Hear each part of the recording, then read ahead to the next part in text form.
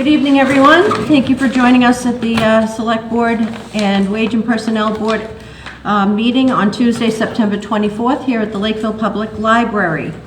Members present, we have Member Fabian, Member Donahue, myself.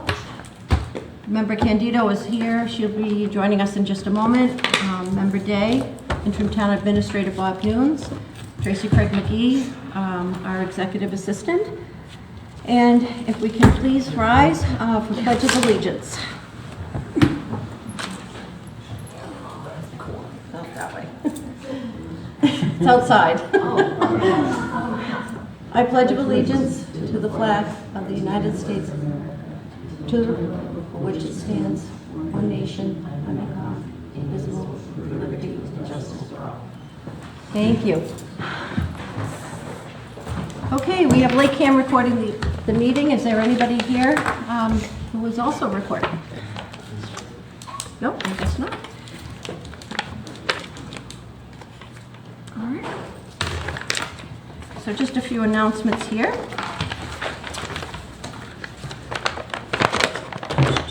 The Lakeville Arts and Music Festival will hold place on Saturday, October 5th. So that's coming up next weekend. We have an exciting entertainment to include the awesome Rob the Magician, Old Colony Highlander Bagpipe Band, and Henry the Juggler, just to name 3. There will also be a silent auction and lots of handmade and unique one-of-a-kind gifts to shop for, such as CBD, gnomes, soaps, recycled dish sets, hand-woven scarves, shawls, table runners, handbags, totes, backpacks, pottery, varied types of jewelry, and much, much more. So be sure to mark your calendar and visit the 19th Annual Arts and Music Festival between 10 a.m. and 4 p.m. Saturday, October 5th, right here. The Old Townhouse and the library. We still have a few vacancies, Cemetery Commission, Energy Advisory, and Parks Commission. So if anybody's still interested, please submit your letters of interest to Tracy. A brief fun fact, in the olden days of Lakeville, every family was on its own as far as making of shoes. A shoemaker would travel from house to house, making shoes for each member of the family.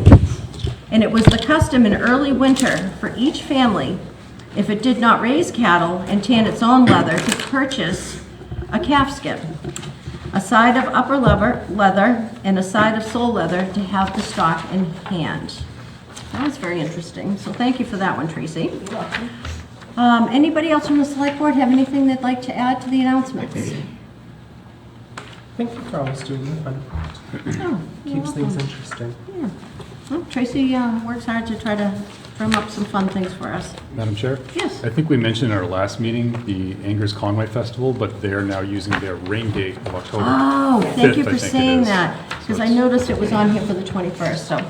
Okay, so also, and it would be Saturday, I believe, right? Yes. Okay, so the Angers Fall Family Festival will be taking place, I guess, on their rain date, which is October 5th, from 11 a.m. to 7 p.m. The public is invited to attend the Angers Farm Family Festival that will take place at 33 Southworth Street. Come join them for a great day of family fun, wonderful artisans, and incredible crafters. Pony rides, face painting, antique cars, hot rods, gassers, great music, and food and drink, hay rides, etc. There's a $5 fee for people 13 and above, and kids are 12 and under are free. So thank you for that, Brian. Welcome. And Madam Chair, I believe, isn't October 5th the Lakeville Firefighter Open House? Is it October 5th? Yes, it is. Everything's that day. Everything is Yeah, piling I up. guess so. So also, the annual, because it's Fire Protection Week, so our fire department holds an open house, so please come on down, meet with the firefighters, bring the kids. It's a great event.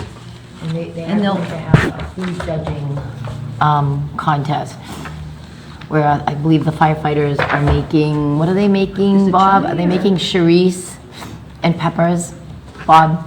I think it was, firefighters, they wanted you to be a judge. Yes, Peppers, yes. Yeah, so they're gonna have a little bake-off going on there, and they're gonna have food and games for kids, and so, They always do a nice job. It'd be nice. yep.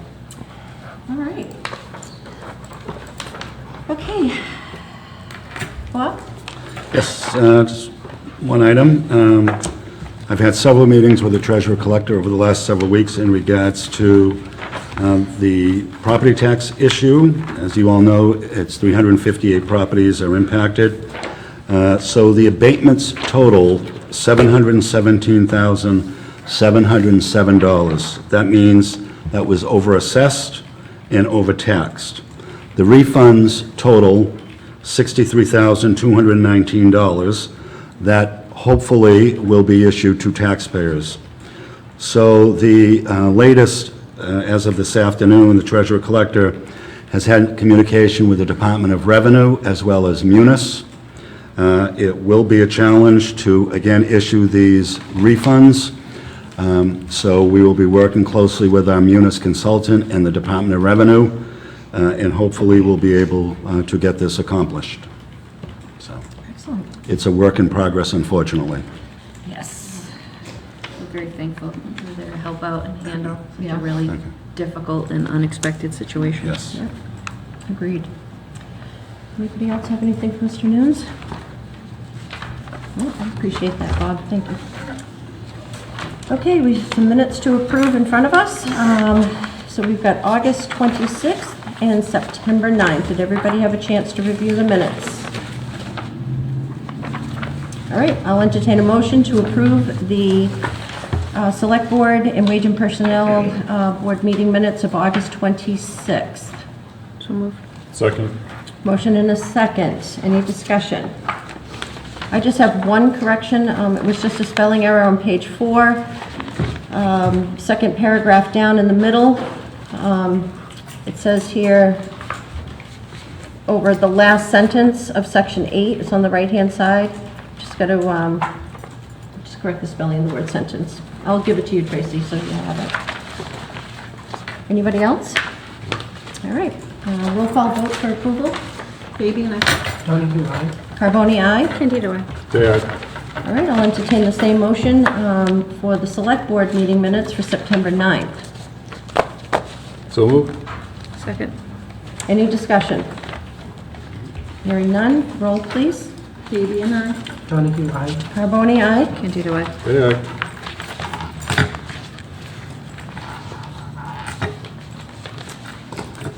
Okay, we received a letter of resignation from Marcia Young from the Lakeville Arts Council. I'll read it into the record. This went to the chairperson, Joanne Upham of the Arts Council. I'm writing this morning to let you know that I am leaving the Arts Council and Festival Committee. I've learned so much from being on the committee for the past few years and appreciate getting to know everyone. But I have a lot of work pressure right now and need to step back. I admire your loyalty to Lakeville and all the important roles you take on. I hope the list of crafters I sent was useful and that any of my ideas or participation over the last few years was helpful. I'm looking forward to seeing you all around town and being a vendor at the Fall Music and Arts Festival. I hope you were all able to find time to enjoy the rest of the summer. Best regards, Marcia. So I'll entertain a motion to accept the letter of resignation. So moved. Second. Any discussion? I'd like to say thank you for Marcia for stepping up and, being part of the Arts Council. I know that it's a really fun group, and we're sorry to see her go.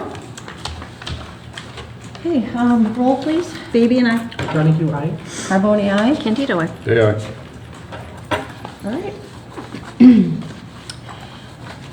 Now we have in front of us a letter of interest to become a member of the Lakeville Arts Council. So we have a letter of interest from Teresa Myra to serve on the Arts Council. And the chair of the Arts Council is requesting that Ms. Myra be appointed, and if appointed, her appointment would expire on July 31st, 2027. Wow. Motion to appoint Teresa Mira to the Lakeville Arts Council, expire July 31st, 2027. Second. Motion and a second. Any discussion? I just always love her energy, so I think she'll be a great addition to the I think so, too. council. Yes, Miss Teresa of the Children's Library for all of you at home. Okay, a roll, please. Baby and I. Donahue, aye. Carboni, aye. Candido, I. Hey, All right, our next scheduled select board meeting is on Monday, October 7th at 5:30 at the police station. So mark your calendars for that. So, Madam Chair, there's a good chance I'll be absent to that meeting. There's another Old Colony meeting that evening. So, How dare they? I know, depending on what votes they're looking for, I might have to bounce over there. Do we want to put a provisional meeting out there, or? I didn't know. I know the master plan is scheduled to come on October 7th, so, I mean, if we have to, no, it's up to the pleasure We'll of the miss you, board. but we will show up. We'll just keep it on October 7th and That's just fine, go from we'll there. figure it out. Okay. There were a couple of letters of correspondence here. One from the Conservation Commission regarding the use of the Tamarack Park. I just happened to catch some of their discussion, one of their meetings on this. So at the September 10th Conservation Commission meeting, the commission agreed to allow the Charles River Wheelers to use the Tamarack Park as a water stop for their club ride. The ride will take place on October 15th, with the Tamarack Park being utilized between 8:45 a.m. and 12:30 p.m. for approximately 250 cyclists. So this came in from the Conservation Commission, just to give us a heads up. Question, Madam Chair? Is this anything that we've approved through the Board of Selectmen coming through town? No? Not that I'm aware of. I don't think this was any bicycle race. I've never seen this before, so. Is They may have applied. We should be. Which one was it? They may have applied for, we just haven't seen Okay, the. so it may be coming? Yeah. All right, I'm gonna put this aside then. So. 150 is a big note. Because 250 is significant. Right, on that- especially, you know, on that where curve. exactly is it, On that curve, coming that through, curve you is know? significantly difficult to manage, so we'd want to be able to see if there's Right. police presence and safety. right. So they just approved, letting us know that they approved the use of the park. But it, you know, if there's a race coming through, it obviously This- has to come in front of us. This is another one of those that's not a race, Madam Chair. It's a bike ride. It's just a bunch of people from their bike club getting together to ride bikes. But it's not a race. All right, so I take that back, not a race. But Yeah. I will check to see if they filed for. Large, organized event. Yes, yes. 250. Okay, we received something from Xfinity, letting us know that they're committed to keeping us and our customers informed about changes to Xfinity TV. And accordingly, please note that the price increase from their provider is implementing on September 9th, which obviously happened. So Stars will increase the cost of Stars subscription from $9.99 per month to $10.99 a month, and they will receive the notice on, customers will receive the notice on their bill. So that's all I have for correspondence in here. I know we'll be meeting this evening at 6:45 with the park, so I'm going to move that down and move something else up here. Okay, I guess we can go to item 11, which is the discussion and possible vote on staffing of the Conservation and Planning Office.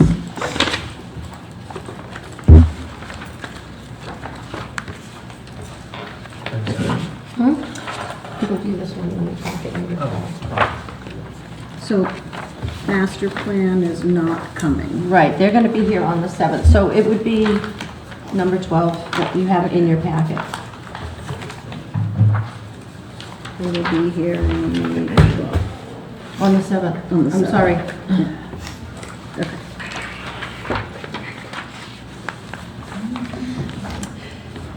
Okay, so we have an email from the planning board chair and a proposed job posting and job description for the planner, and also a memo from the Conservation Commission chair regarding the conservation agent. So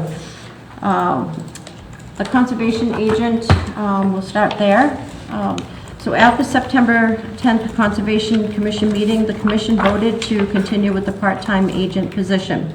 So just a little preamble to this, we had asked interim town administrator, inspectional services director, chair of the planning board, chair of the conservation commission, and our HR director to get together to talk about the conservation position and the vacant planning position, to see if there was a way to align resources and discuss with their boards any recommendations that they would make to this board to, I guess, proceed and fill those positions.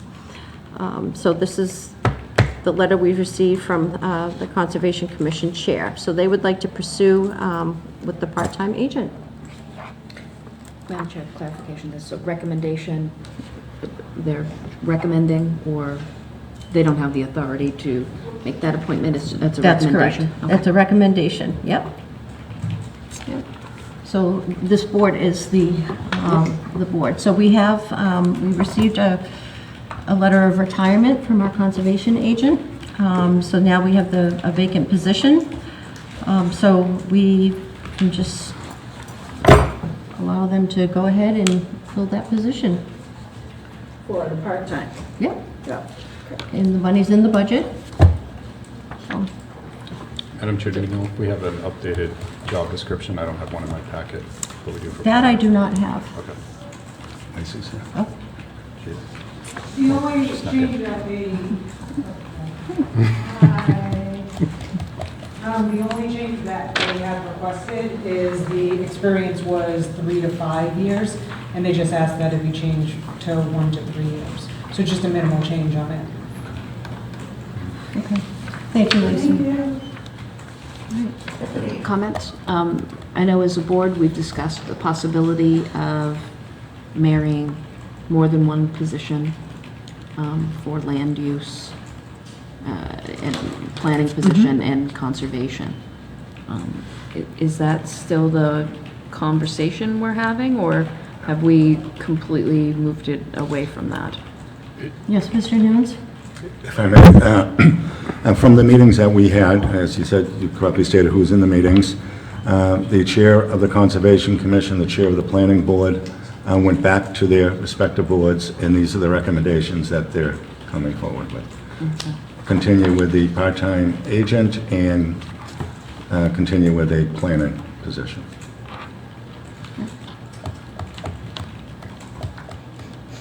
What did you have to say? No, I just worry about having multiple positions and how the reporting structure works and all of the I don't know, swirl having multiple people in land use could create. Right. So where we've already had the conservation, agent position, and it just, recently vacated, that reported up directly through Department of Inspectional Services, and with the solid line to the Conservation Commission directly. So, Yeah, but I'm just wondering if we're planning a planning position, would a conservation agent plan up to the planner? Would we be creating, my understanding is that there's a need for open lines of communication and, to strengthen that across the land use area.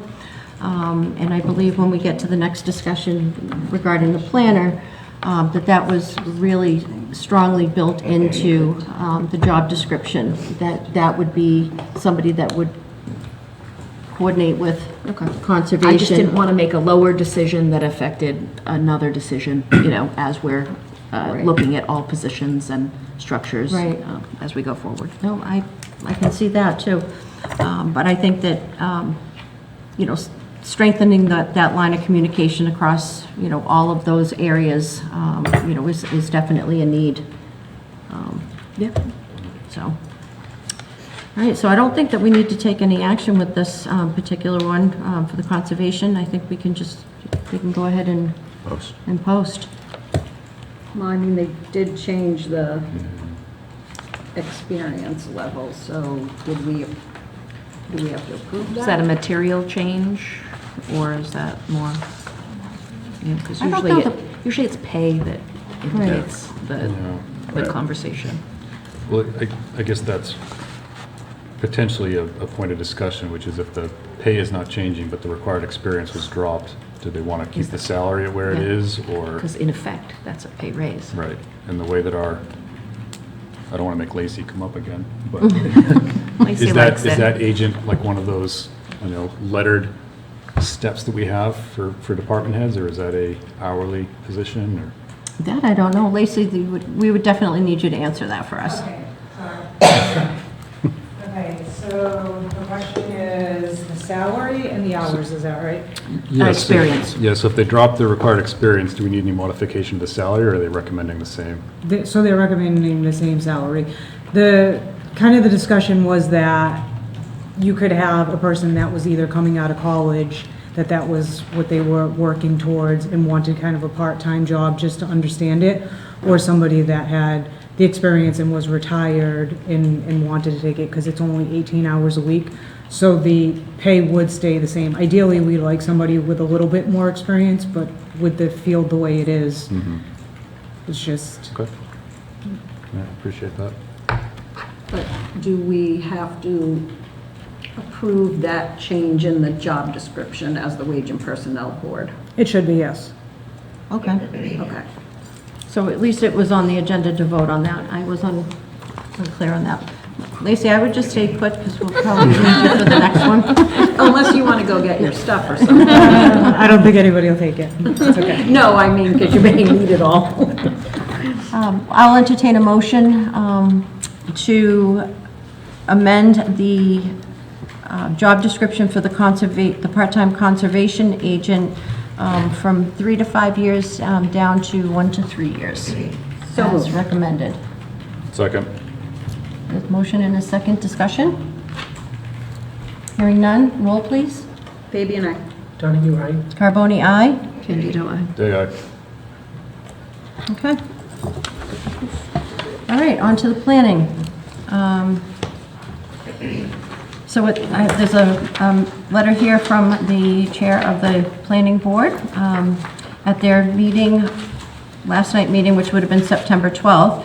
The current planner job description was discussed and the attached edits have been approved and recommended by the planning board. And that's in front of us this evening. So I believe the town planner position job description that we had, and then the edits here are in red.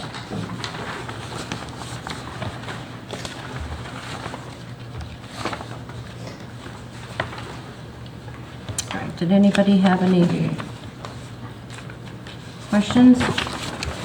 Quick statement, a question, if I may. Yes, please. I appreciate planning's patience. I know we've been going back and forth on this for a while now, so I'm very pleased to see they're putting the additional effort in. The only question I had, and if you'd entertain the planning chair to answer, would be are they okay with the supervision structure? I know there was some concern our first go around and whether or not they're happy with this situation. With regards to, The changing of reporting to town administrator to zoning enforcement officer. I'm assuming there was a discussion that happened. I just wanted to get confirmation that planning Oh, is the clarity. happy So with this Michelle, if and you wouldn't mind. communication's okay. Michelle McEachern, board chair.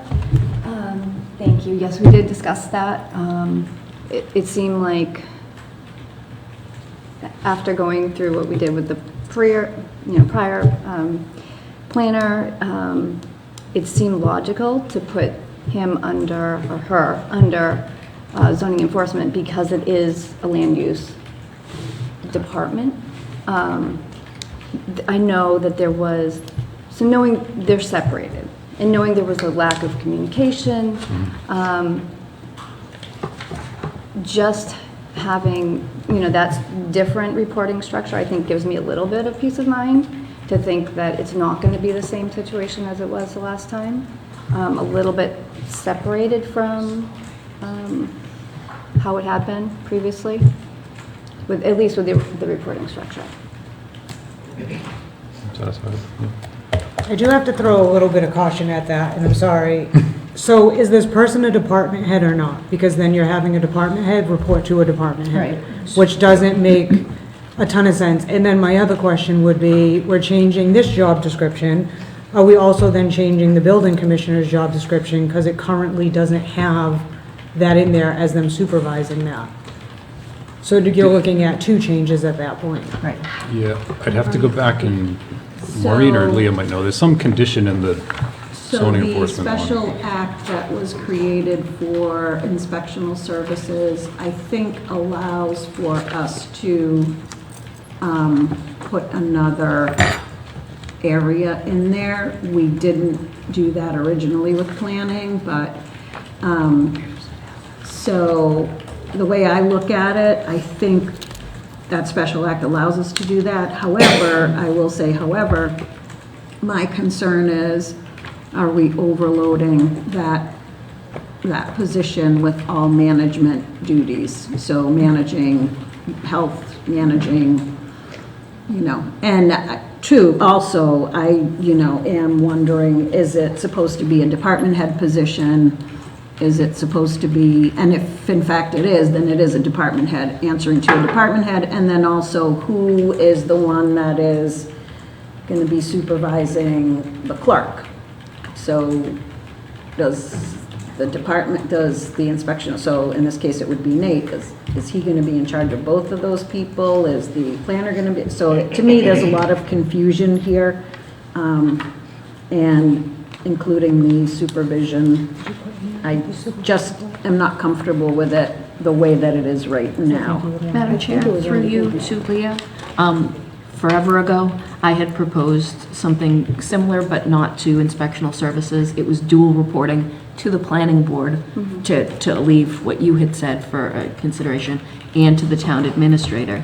And it was to the planning board for, all of the facets of the planning board, and to the town administrator for things like, follow through, because when I had imagined the position originally, it was not a department head. And if I may? Yeah. So I believe right now the clerk is not planning board clerk. She's under zoning inspectional services. So as far as I know, it's no longer a planning department. So in my mind, I was thinking you have inspectional services, you've got the zoning officer, and now you have planner. Yeah. And then this clerk that's still, And I was thinking Under. shared support, but yeah, the naming convention might need to be adjusted if we did that. because I am still hesitant to be creating this department again, just knowing how it affected the budget previously. Yeah. And so planning board was no longer involved in the planning department budget.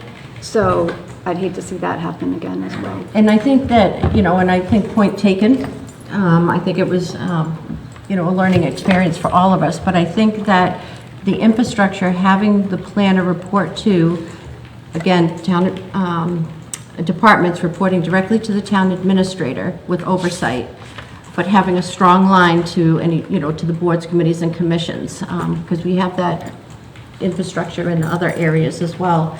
I think that the planning position is, a planner, is townwide, for other initiatives too.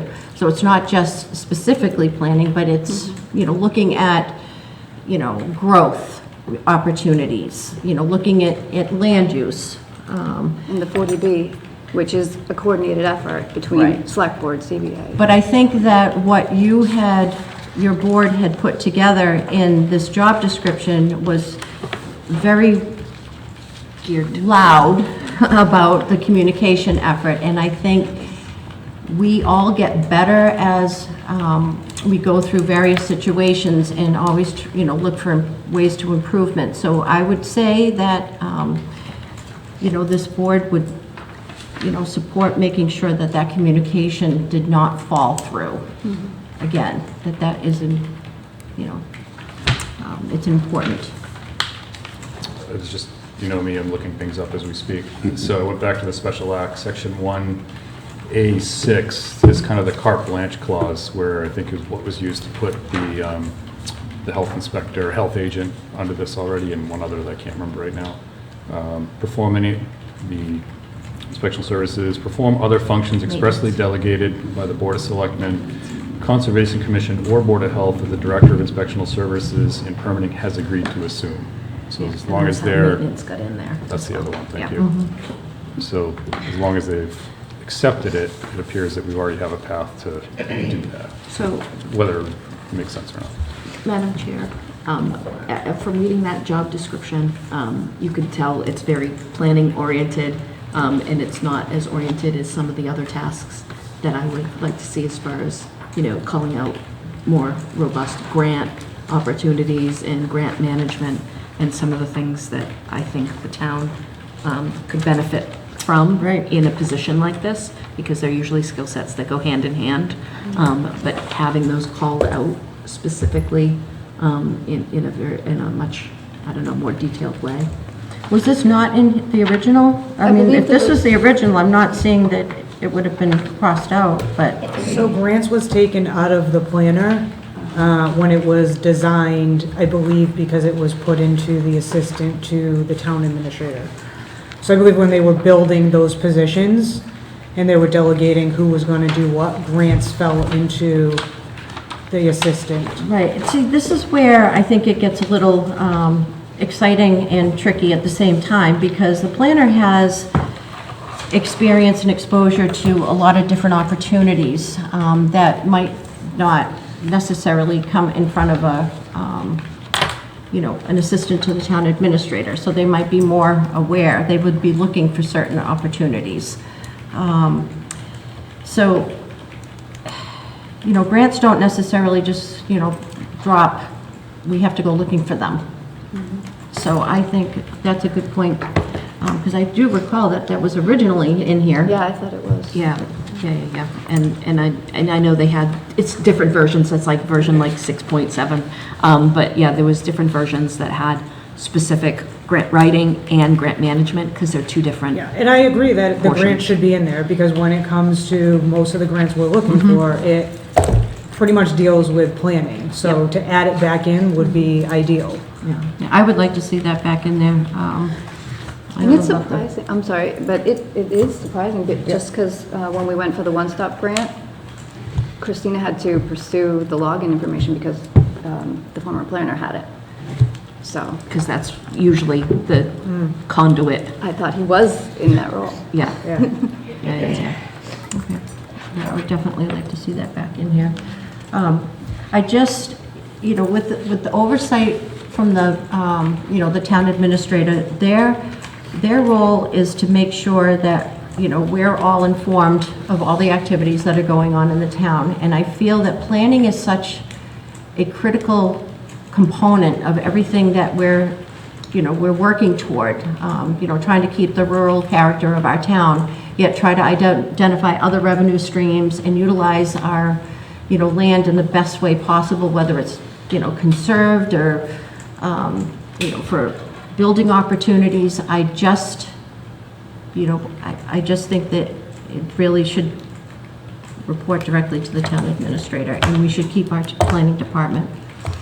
Madam Chair, if I may, I would also say that it's important to have strong language about its responsibilities to the planning board. Absolutely, without question. Strong language, if Like that's the way. a solid red line Yeah. to planning. Because I understand some of the challenges that you had faced, and I think that needs to be Right, like, so eliminated. planning board was removed from the Yes. budget process. So if, in creating this department, Yeah. what will that Yeah. do again? But that wasn't in the old job description.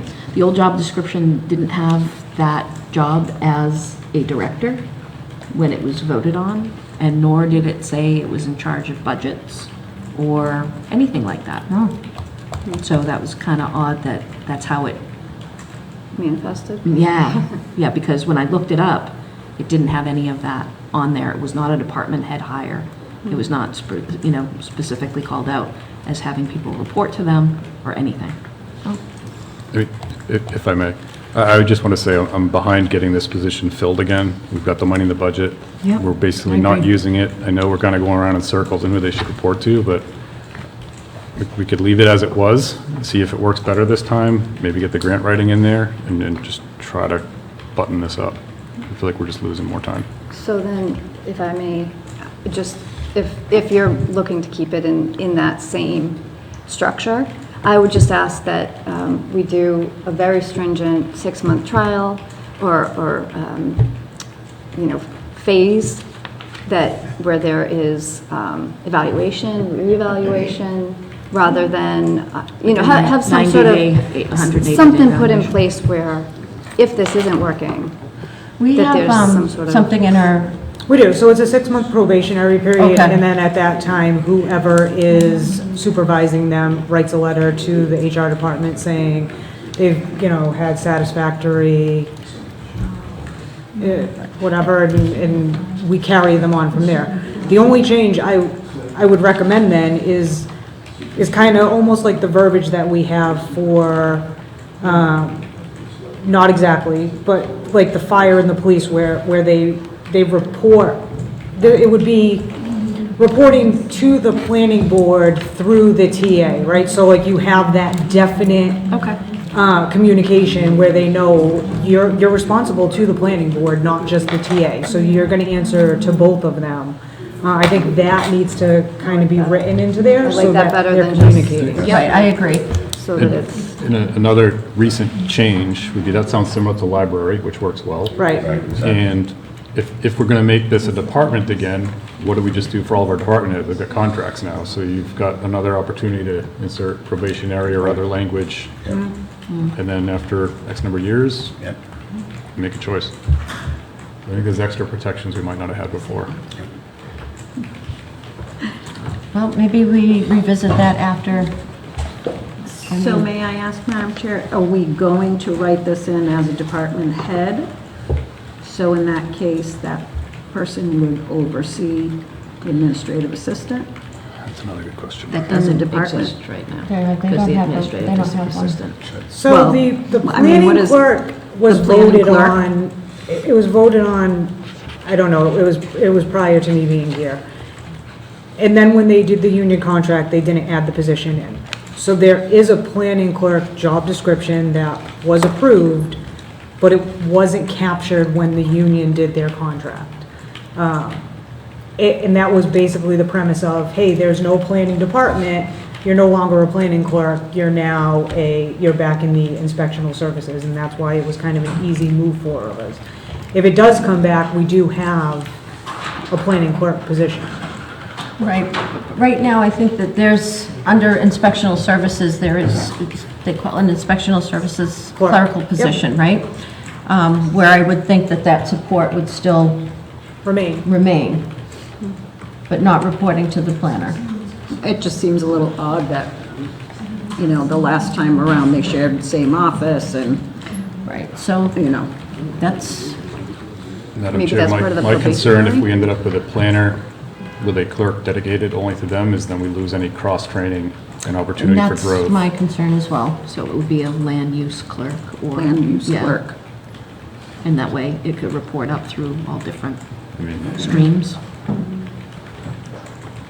I would look to Lacey to make sure we are doing the right things with the contracts and such. I know you've been working Yeah, on you it. just have to be very careful about how you write that position, because if you put in any verbiage from somebody else's position, you open yourself up to Sure. grievances.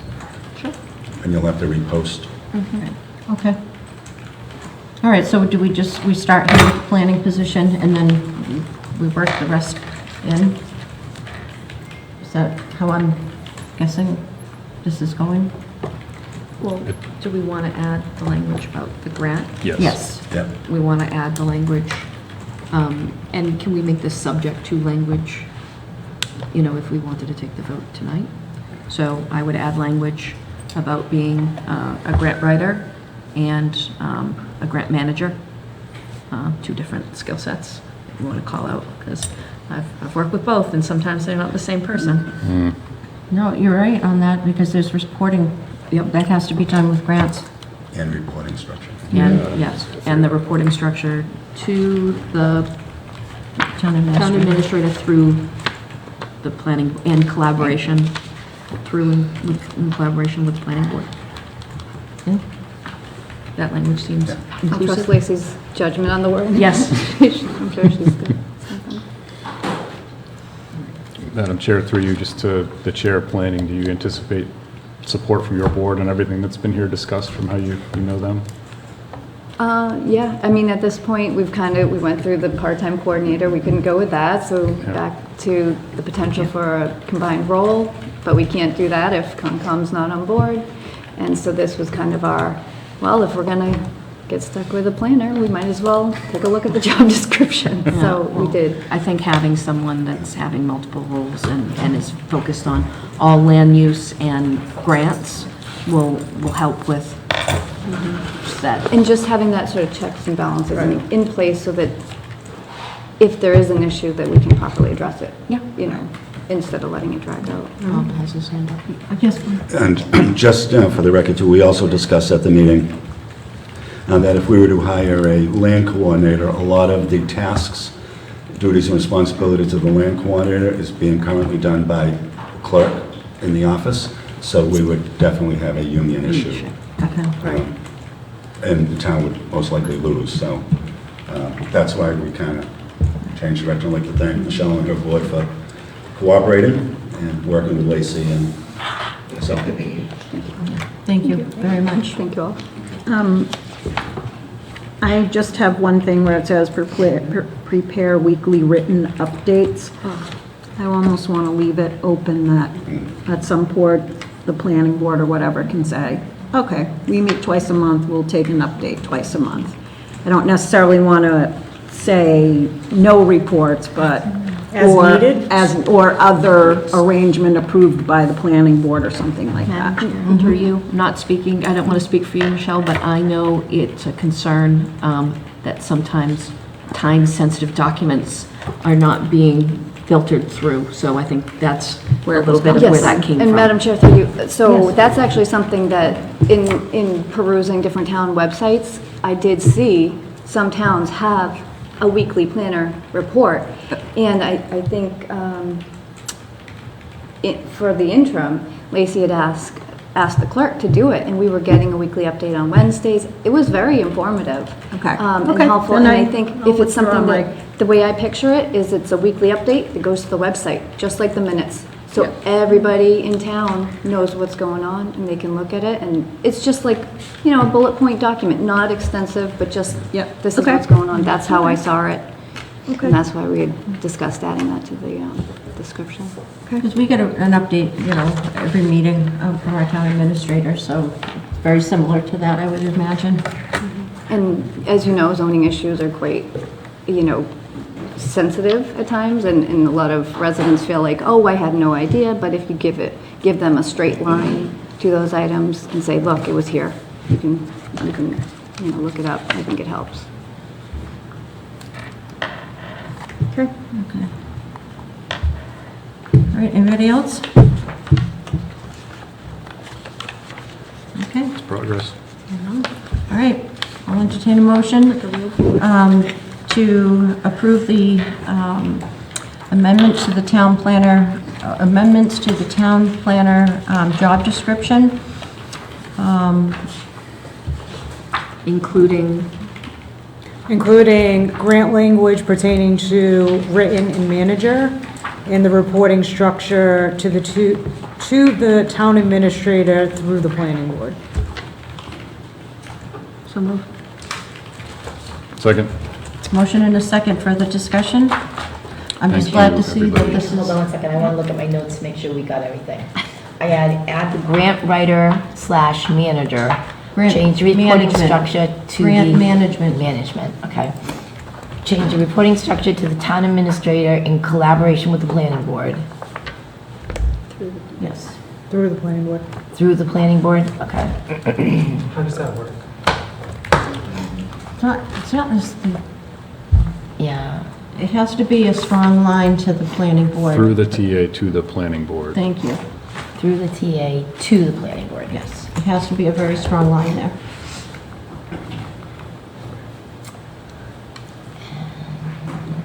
I think That's it. that was it, right? That was it. And anything else we can put As in long the as, con? as you said that it's already a given, that there's going to be a trial period or, Yep. Yep. okay. And if it is a department head, as we said, we are doing contracts with our department When heads we now. send So the- language can be specific in the Yeah. contract. And we've gotten better in our offer letters where it does spell it out. 6-month probationary period, this is your leave amount that you'll be getting, this is the vacation days. So when they see it, they have everything right in front of them because they sign it saying, yes, I agree to these terms. Excellent. Any further discussion? Roll, please. Donahue, aye. Carboni, aye. Day aye.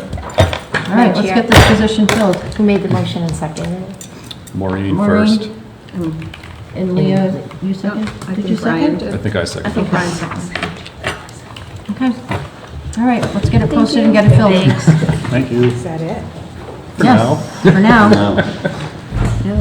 All right. It's 6:47, so let's backtrack up to meet with our Parks Commission this evening. Come on up, everybody.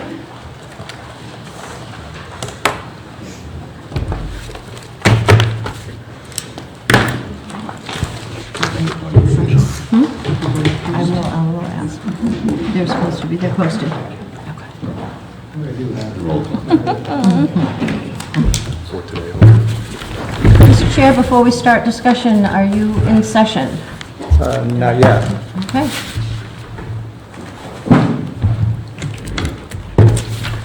Okay, welcome to the September 28th meeting of the Parks Department here at the Lakeville Public Library. Is there anyone other than Lake Cam recording the meeting? Okay, on our agenda tonight is a meeting with the Select Board regarding the dissolution of the Parks Enterprise Fund and possible vote for a recommendation. Kind of speed this along, I would like to throw out a question to the Select Board, and then we can have discussion going further, is it's a few questions. What is the purpose of doing this with the enterprise fund? Do you have a plan in place? Park superintendent, job responsibilities, funding, reporting structure. So I'm just trying to get an idea of, I understand why you're doing it, but I'm trying to get an idea of how you're going to do it. Because I know it's got to go to warrant and vote, so I'm just curious, what are your plans with this? So I believe the discussion had come up, gosh, it's been A couple of years. It's been a while now, because of, with an enterprise account, it's supposed to be self-sustaining. And during the budget cycle, we find that we've been supplementing, the Parks Commission as well as the transfer station enterprise account. So the discussion came about, well, do we still need to have an enterprise account? Or would it be, prudent for us to fold that into the budget as a department? So we just got proactive, and now we're here discussing this. Okay, so are you waiting more from feedback from us or questions from us? Or was your idea to, say we just said, it's your decision at the end of the day, but you decide to go forward, are you going to do more investigating to figure it out, to put it on the warrant? Or are you just going to put it on the warrant, and then if it gets approved, then you're going to go from there? I'm just trying to figure out, I understand what you're saying about making it a town department of revenue, but I know how other towns, especially Middleborough works, where their parks budget is basically an expense budget that is funded by the town. The monies they get in for like their user fees and everything go to a donor fund. And they also have another fund, and that the park superintendent reports to the Parks Commission. Okay, attends department head meeting with the town manager. Doesn't take any marching orders, pretty much from the top two, but pretty much from the Parks Commission. The Parks Commission works with the town manager. So is your idea kind of something like that, or are you just saying, we're going to absorb him, he's going to, if it's a department head, who would he report to? Would it skip the Parks Commission, or what is the Parks Commission role? I'm just trying to, maybe you're not that far. I'm just trying to get an idea before we make it. I mean, Brittany and Melissa, I'm sure have a lot of stuff to say, but before we make some kind of recommendation, it would help. And I was going to ask Mr. Mills. I was just going to throw in, it's been months, so I forget where this all started, to be honest, or what month it started. I think legally, we're in a tricky position because both transfer and parks are not operating as enterprise funds. My understanding is early 90s, somebody correct me, the enterprise fund was created for the parks to keep Clear Pond open, which if you just look at Clear Pond as a unit, that would make it an enterprise fund where all of your money going in, from user fees, is going right back into that pond to keep it running. They pay for their employees out of that. That would make sense. But where it's somehow then expanded to everything else, it really muddied the waters and doesn't, to me at least, legally align with the purpose of an enterprise fund, which would be a water department, electric department, et cetera. Even transfer is subsidized year-round with some of the employees from DPW, so even that's not operating correctly. In my mind, this was only, step one to correct the accounting methodology. There are other revolving funds that we can look into where certain user funds that come in can be put back to specific uses. Yes. I forget the numbers, but you can carry over certain amounts of money every year, which is a little bit different from the enterprise accounting. I don't remember at this point the select board saying we're going to do this and hire a park director and do this. I think this was just kind of like step one, correct the accounting, and then figure out what happens next. Right. Kind of like how planning operated for years. Right. Sorry. Yes, Mr. Mills. So just a few things. I've had several discussions with the town accountant about this. It will have minimal impact on the current revenues as far as the indirect cost, so it'd be a minimal hit. The ideal situation, obviously, as Member Day said, as far as staffing, that's an issue that you need to look down the road with. This would not take, if the select board wants to move forward, we could put it on the warrant because it is on hold for the November town meeting. Just to de-enterprise as far as staffing, that would, could come down the road. The ideal situation would be if the town did hire a park foreman or park superintendent, whatever it may be, park director, again, if that's down the road, the ideal situation with that person would report to the Parks Commission. It's similar to the planning board because they are elected, the park commissioners are elected. Not quite sure if the town could afford that position right now due to, we're in good shape fiscal year 25, but in fiscal year 26, which I assume if the town wants to move forward, it would go into effect in fiscal year 26. You do have some issues with, as you know, ARPA is funding 4 firefighters, so that's a cost of $344,000. So you're going into fiscal year 26, $344,000, Right. in the back of structural deficit. So there's a lot to think about, but the first step, as has been mentioned, the town has been subsidizing the park department for many, many years. It's not a true enterprise. If you do put it on the general budget, as again Member Day said, you'll have other opportunities for setting up revolving accounts, like Middleborough has. And Mr. Chairman and I have talked about that. We talked about that yesterday when he was in my office. So there's a number of things that you could look at. I think it could be successful, but as was stated, the first step would be to at least get the accounting situated. And then if you have to go to a year or two, the way it's currently operating, until you can bring someone in to oversee the department, obviously that's a priority that the board will have to make. Okay. All right. I have a question.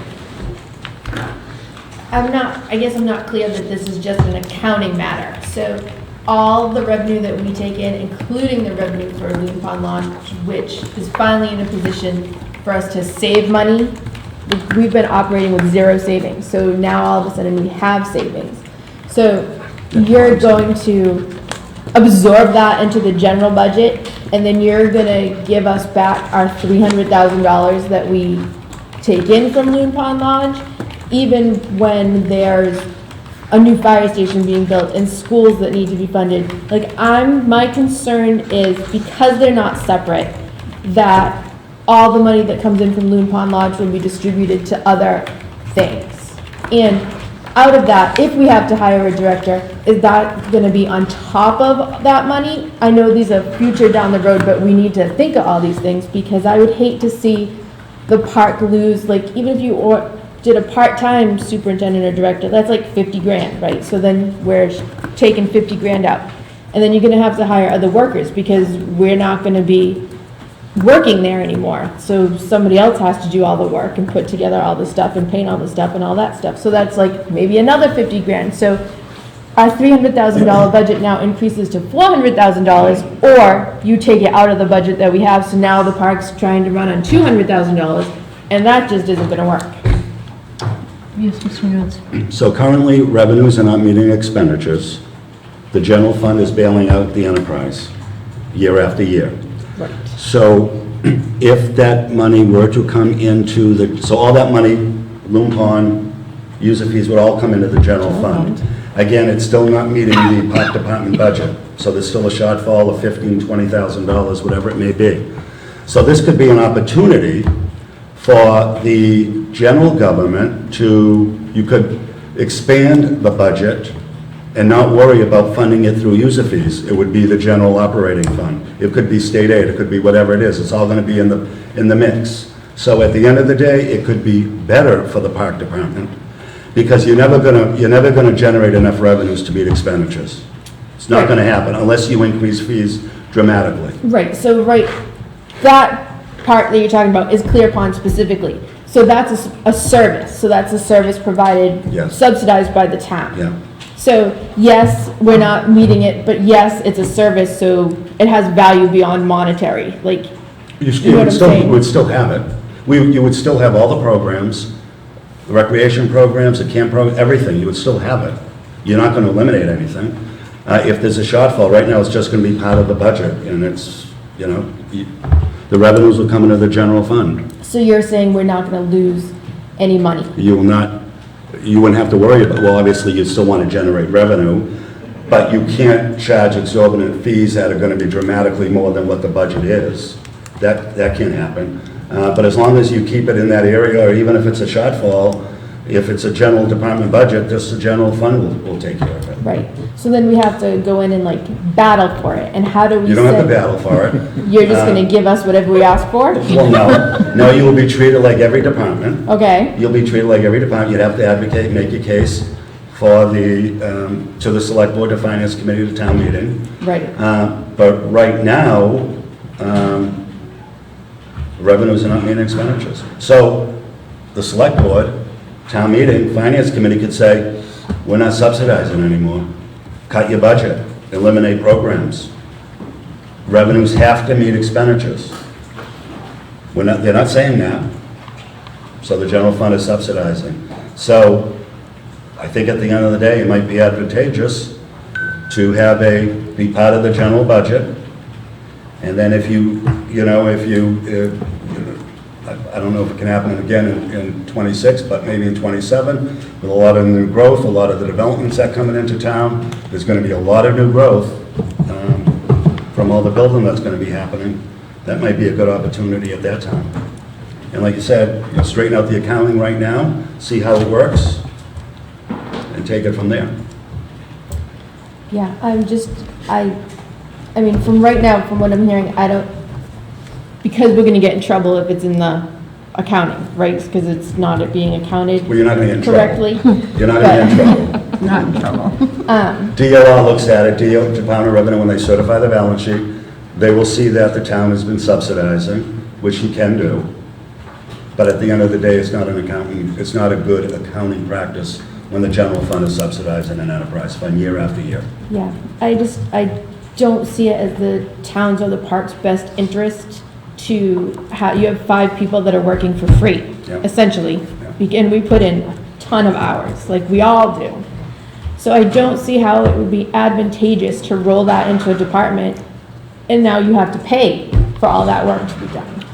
I don't We think don't anyone's work with- suggesting, no one's Right. suggesting I don't know getting, why They don't that's- even want to get a director. They just want to Keep take it, the money Down and the road. us all Down do the the road, same you thing. can talk. Right. maybe in 3 years Yeah, if they can afford it. Let's not use the word "take the money," though. That Right. sounds like we're saying that. I mean, Transfer the money. I mean, going back to before I was even on the select board for the first time, I think the select board generally has been very supportive of parks and is constantly transferring money.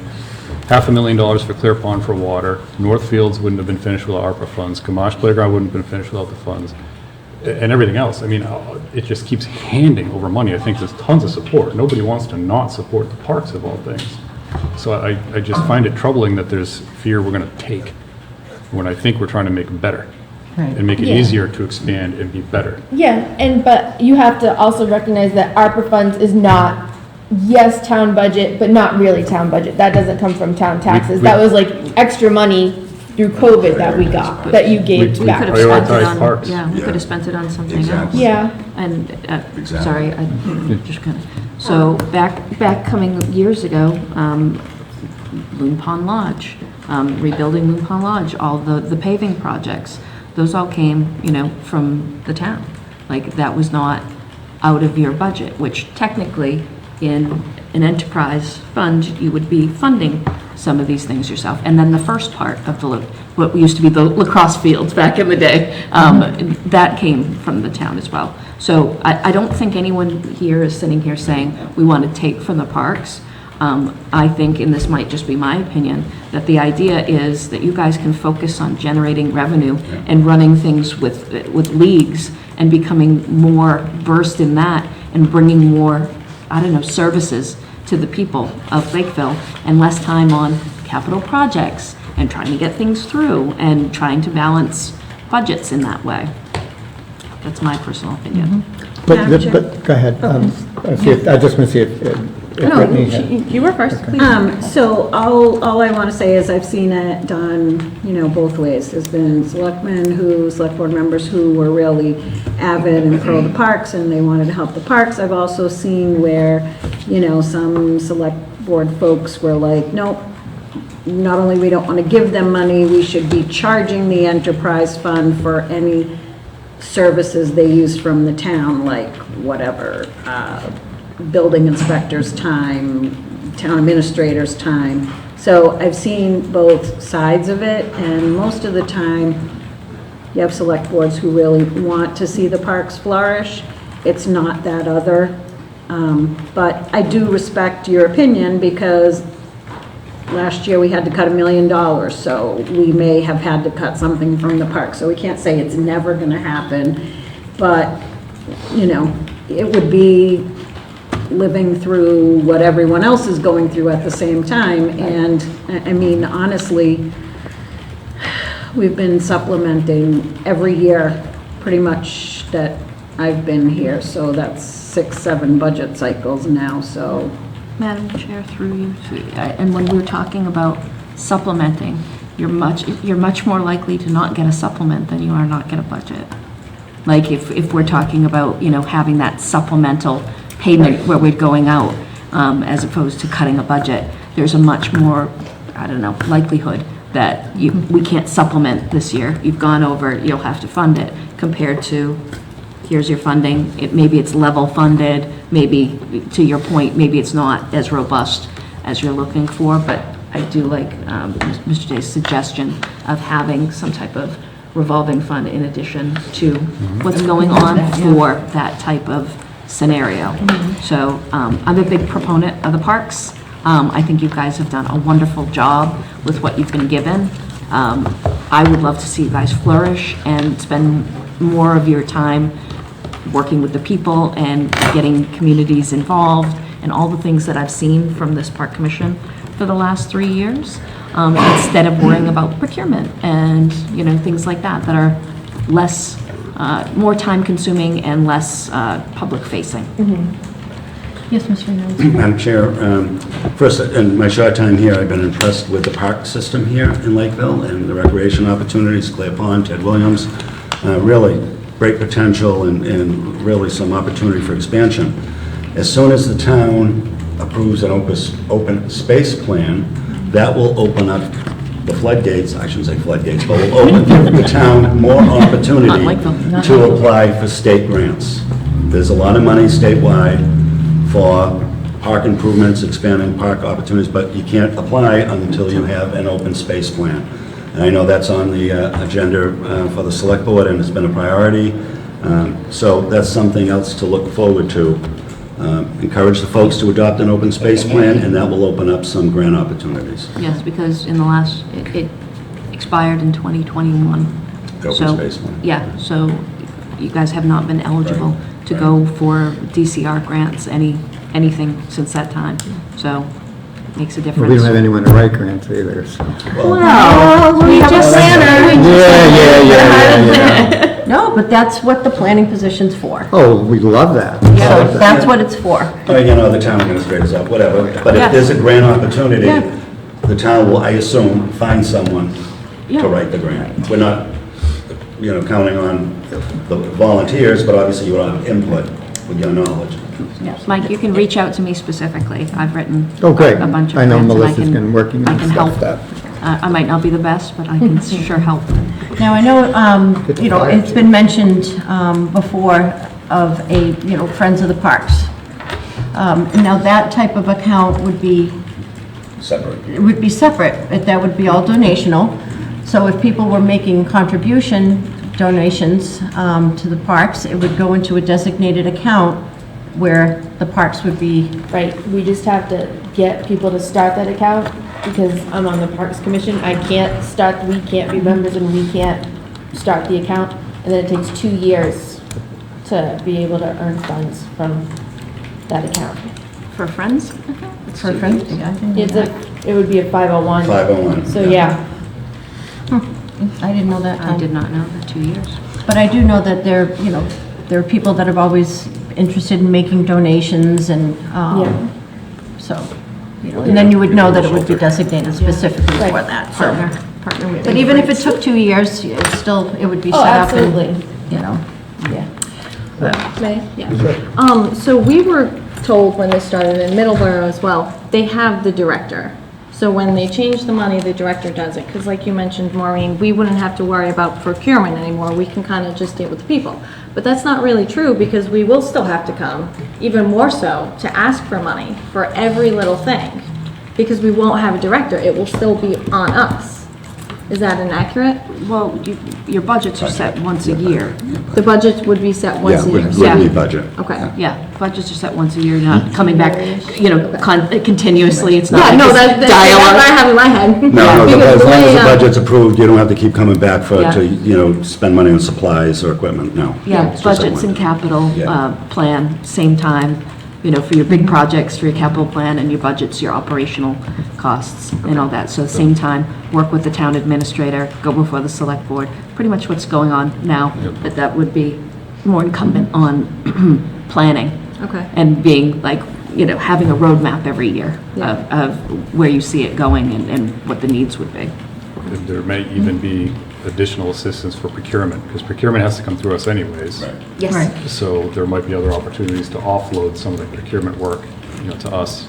And honestly, we are supposed to charge back. I know it sounds horrible, but you are supposed to charge Yes. back for services of people doing things outside of the enterprise fund enterprise. itself. So, which is bizarre because it's all one town, but like you theoretically could charge back any time for DPW workers, any time for others. I mean, I don't know how you keep track of it all. And I know that was done at one point in time in history.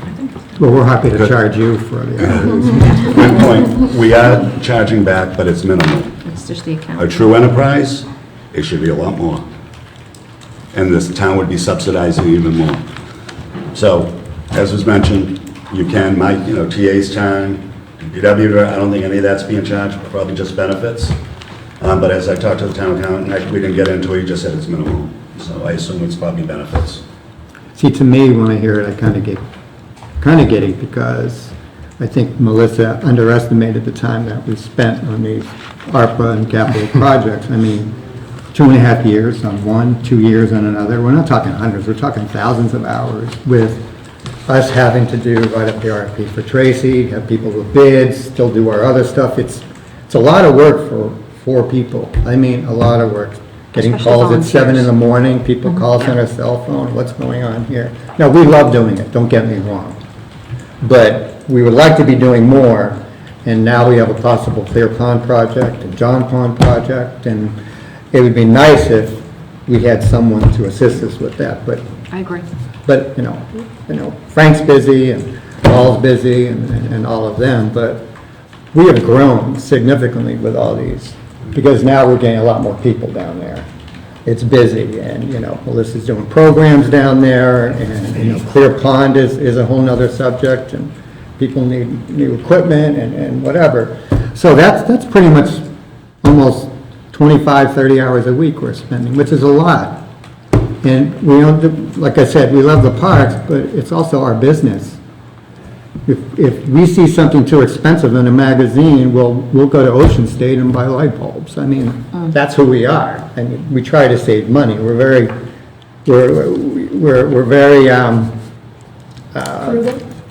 frugal, yeah. But we also don't want to raise prices on things too. But our user fees don't even cover the fertilizing bill. So, people think that we're supported by their taxes supporting us. Maybe technically, but we're not receiving much money, to run the place. So, yeah, I mean, I like to see things go forward. I think it would be great. But the purpose of this meeting is that generally, we're just July of next year, I guess, the enterprise fund would no longer exist. It would go into the general fund. And as far as the budget for 26, would that be done for you? Without, like. It'd be done to you and then Yes. presented to you? Correct. And then you guys would say yes, no, whatever. In the finance committee. And the finance committee, whatever. But this, if the board would move forward to remove from enterprise, it would have to be a vote at town meeting. Right, No matter that's what we were what. talking about. Okay, So once it would be removed in July, but we would have a budget before it gets removed, Yes. right? Where there wouldn't be no. Well, the budget you'll be presented with all the other departments, which is probably next April. It would be in April, okay. It goes to town meeting to be approved. and then we can go forward with whatever the plans are. So it would become a department that was staffed by volunteers who are elected, or something different? No, right now, there's still, you have staff. Well, we have Nothing will part-time change. clerk. Nothing will change. Who would their staff be that currently exists? Was it DPW, 2 DPW employees, right? We Go pay ahead. for Ryan, DPW pays for Josh, and we have Bob Beach works So, part-time. 6 hours a And then week. you have We Peter. pay for it? We do have Peter, Yeah. that's right. Yes. We pay for his benefits. Sorry, and- Peter, I and all forgot. that. So, yeah, we do have employees that we pay. And that doesn't include Clear Pond, who we pay for the director, lifeguards, Right, concession all the whole people. staff. We pay for that too, out of the monies that we get out of the Clear Pond fees. And that's, part of the problem is that we lose money in Right. Clear Pond, That's what your subsidy goes for, to pay the lifeguards at Clear Pond. pretty how much. did the out-of-town day pass, or how did the out-of-town pass do? We sold like, I think it was 16 and 3. So, but Mr. Berry said, because we asked, what are your feelings for next year? And he said, keep it this way, because he said, I had a lot of people come, and I explained to them, you $200 for the pass, and so he thinks we'll have a lot more next year. Okay. We'll have to see. You also mentioned that Loon Pond this time around will start bringing in more. Right, so that started in April, so it was $9,500 a month from March, actually. This March will be 10.5, next March will be 11.5. But after that 3 years, so when that contract runs out, the only reason we're able to save money and it's a lucrative contract is because of an error, right? So we get the fees and that 9.5, 10.5, 11.5 because of an error in the contract. It was misread by the owner, so he didn't realize he was paying the monthly bill and the percentage. But So we can- going forward, that may not happen again. But we can bid it out that way. We absolutely can. Yeah. So it would be less after that. It Who could knows? be. So do we know the actual amount of money that the town subsidizes? $17,500. $17,500. Cash-wise, it's 17.5. 17.5. So if you stopped getting that, would you survive? Yeah, we would just cut Clear Pond's hours. Yeah, if you'd still get it. Well, no, I mean, we have to come to you every year to get it Yes, approved. but if you were an enterprise, it would just be general. Yes, he would get it, but if we No, were an I enterprise, was asking if they didn't get that, would they survive as an enterprise? Oh, I fund? see what you're saying. Well, they'd have to wait. we would survive, but as Melissa said, we wouldn't be open 7 days, probably Wednesday through Sunday, probably take. And there'd be no capital projects? Nothing? There would be no capital projects, right? Exactly right. So it seems to me that you guys subsidize us now, and then the alternative is for it to all just be in the same pool. So at the end of the day, the parks would be getting the same. For the most part, yes.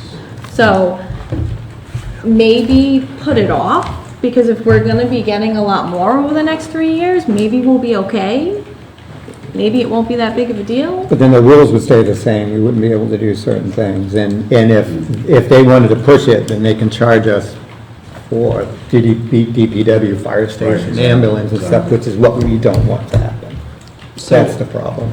So if you were de-enterprised and you were part of the general budget, let's say you had a project like the new playground at Clear Pond, you would just write it up, it would come before us, we would approve it and it would go, or we would approve it, it would go to town meeting, it would get voted at That would town be meeting and it would go. Capital expenditures meeting, we would bring that up to the Over capital 10,000. expenditures meeting, whatever Yeah. free cash is, we say we need 150 grand for the skate park, 150, that would be a recommendation to finance committee, and then it would go to approval through the select board. So that's how it would work. Right. So when we talked to the superintendent in Middleborough, he did specifically say, I know that when we have school things coming up, my budget's less. I know that if the fire department needs $344,000, it comes out of my budget. He's like, some years we have good years, and some years I'm just scraping by because I'm last. Like fire, police, and schools come first, and I'm not saying it shouldn't be that way. No, but because my point was, if we're funding it, then it's the same thing, because it would just be like, there is no money to subsidize. Right. So it becomes the same thing. Right, but that would be It just comes out of okay. a different pot. Right. I'm okay if you say, I don't have 17.5 to give you this year, and we say, that's okay, it's a tight year, so we cut Clear Pond's hours and we move on. But it would be hard pressed for us to turn in our budget and you'd be like, yeah, we don't have $50,000, there's no fertilizer this year. I'm sorry, you really can't use your water this year. You know, like the little things like that. But they can still generate whatever revenue they want, right? So, Who Them- can? the parks. In the revolving account. So we'll set up the revolving account and what money would go in there? Well, that's something, I don't know. Well, so the Should it way, be- so the way the budget works is part of the budget is you estimate your revenues for the year. Each department estimates what their revenues is. So if you know that you have some really good programs, that's gonna help increase your budget anyways, right? So, you Yeah. could work on. So if we don't need our revenue and we lose, you guys still cover it anyway. Right. Yeah. Whereas here, we Exactly. wouldn't get any money for next year, or Yep. we'd have less money to spend, so you're more of a safety net for us. I would think, Huh? yeah, definitely. Don't be all brown nose with me now, okay, Rob? I know you're leaving in a couple of weeks. Just stop. I'm sure you'll go tomorrow. Just stop it, okay? Okay, so the purposes of our meeting, does anyone want to make a motion for a recommendation to dissolve the enterprise fund? Well, I think we haven't thought, I'd like us to think 2 years down the road or 3 years down the road. What do we need? What are we gonna do? Like, I know 3 years down the road, where's the money gonna come from? We don't know because we are not there yet. But just to say we're getting rid of it, maybe we'll hire a director someday, maybe we'll get employees someday, maybe we'll do this someday. It's just, I feel like we don't always think things through. So that I can't make a recommendation right now. Can I ask a question, Madam Chair? Yes, please. So, Bob, what would happen to the labor positions where some is funded through the park, some is funded through DPW? Would we just assign them all to DPW? Would we keep it as part of the parks budget? What, if we were to have, to remove the enterprise? Yeah. I think it would stay the same, the way it is now. So it would just be under parks, it would just be like the department basically. Yeah, I don't have the budget in front of me, I wish I did, but, It's its own right now. But I mean, we could clean it up and just say all park maintenance is gonna be done through the DPW and definitely give DPW the resources to do it. could, Separate the, or vice versa, yeah, Yeah, okay. yep. As long as that's protected. do Yeah. you want to make a motion on this? Um, Or you don't have to, I'm just saying. I mean, I feel like I'm too new to really No, you're, say, like, what is gonna happen, like, what is it actually gonna look like? well, yeah, I mean, I agree 10,000% with Melissa, don't know. but I think the purpose Yeah. is the only way that we are going to know or not know is to start the process now. That's all. I mean, there has to be one step to start. And I think that's what they want to do, and then we can go forward ahead of time, because there's, regardless of what we have or not, there's no guarantees, but... It's guaranteed. Oh, I know that. I agree with you 100%, but I think this is the first step, because we will never be able to, the way we're working now, be able to hire a superintendent with the money we make for whatever, if he's a department head, and that's going to put more pressure on us. So if we're looking ahead to hire a parks superintendent, I think we have to go by way of getting rid of the enterprise fund. Otherwise, we're just going to go the way we are and work 10,000 hours a year and deal with all of this. So I'm thinking more, I'm also thinking of the people who are going to be replacing us too. So if we give them a step ahead of game to get a park superintendent, which I think we need, because God bless all the other committees have full-time people, and I'm sure they need them, but it's a lot of work for us, and I know we enjoy doing it, but, I mean, I'm 28 years old, and I look like this. I So, understand what you're saying, Mike, but it doesn't seem like hiring a director is top priority. So what you think is gonna happen could not happen for like 3 to 5 years. But that's my point. My point is, the reason I'm doing this is that at least it's a step to go forward. If we want to do it 3 to 5 years, we're going to be subject to, if we get a new board or something, or town manager says, hey, we're going to start charging you 15, 20 a grand for the ambulance and the fire and the DPW, then we're stuck. And they're putting it with them as a safety net.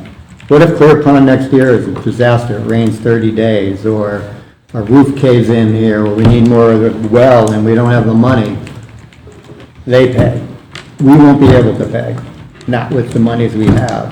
ARPA's gone, capital is only what was left over.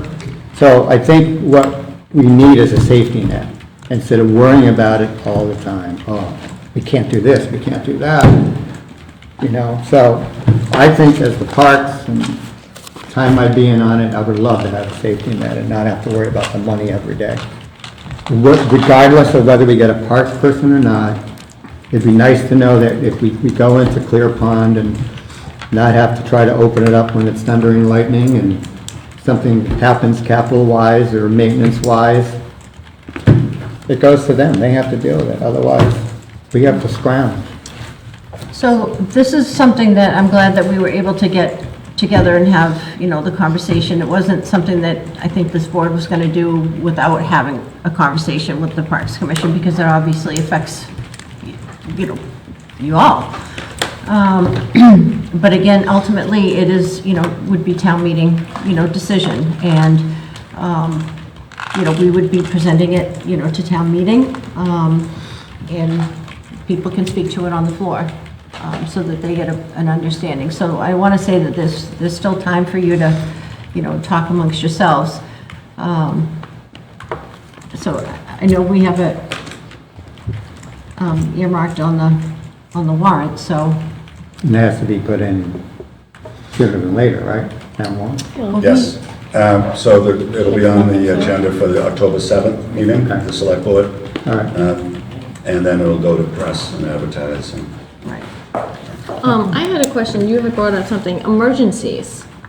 What if there's like an emergency, how does that work? Who pays for that? Because if it's like out of budget kind of stuff.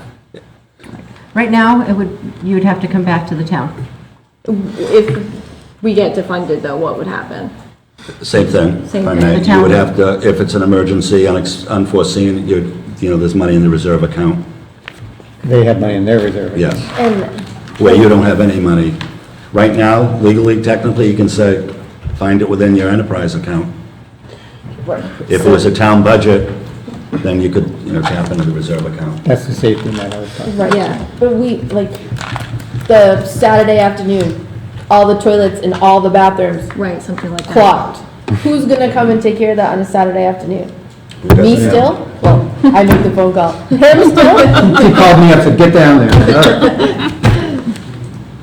I mean, if we had a director, then that would fall on their plate, but. Well, what if it's a part-time director and they don't work weekends? But I don't see us giving up a lot of this stuff. No, you're still gonna do the. No, what I'm saying is, before we get a Parks Director, we're still gonna have to be doing whatever we're doing. My issue is the money. I don't wanna have to worry about money. Yes, Mr. Nunes. If something happens like that on a Saturday, and where you have an employee assigned, I assume it's DPW? No. No, not the commissioners. You do have someone assigned to the park department. It works Monday Right through now? Friday. Yes, Right. Monday through Friday. But if there's an issue at one of your fields, that laborer should be called in, you'd have to pay overtime, but they should be the person, But- not the commission. You guys shouldn't have to be on No. toilets. No, they do the fields. They don't handle mechanical bathrooms. Well, lights, somebody should. electric. The commission. Yeah, we don't have anybody that, Well, it's been, It shouldn't be the commission, it should be someone. It's a town Because then now the building, so- town is liable if they're doing something that you're not qualified to do. Yeah, facilities. well, anyway, that's down the road. Right. As far as this meeting goes, does anyone want to make, I'll say it again because that was your discussion, but we didn't vote. there was no motion. Did you wanna make a motion? I make a motion that we make a recommendation to dissolve the enterprise fund and to have the town absorb our budget. Is there a second? Can we do a discussion or No, you have to second and then we do discussion. Yes. second? Okay, discussion? Well, how does Scott feel about all this? I feel I- like I to do can't- something I- like I this, can't. down I a can't. member. With 25% of our commission gone. Yeah, I feel like, and then we have time, you mentioned, at least October 7th, and we have a meeting in a couple of days. I feel like we should have Scott's opinion before we set something in stone. And discuss it. The pros and cons. That's fine, it can go on the agenda. I did send them a note. I mean, I honestly don't think it does, Madam Chair, any good to show up at town meeting with divided, so. Right. I mean, either ways, it could be divided if two of us say yes and two of us say no. Well, you would have the, No. go as the chair. No. But it doesn't matter. Melissa's right. Brittany's right. It is on the agenda coming up. We'll discuss it. And I don't think we need to have another joint meeting with you, but we can bring it up at your next. And you can send a letter. Yeah. We can just send a letter to Send a you. letter. Here, we have this meeting. Yep, This and is what what you're, we've done. right. But at the end of the day, it is your decision. Yes, Mr. And Newman. in the meantime, if you have any questions, feel free to Please. reach out.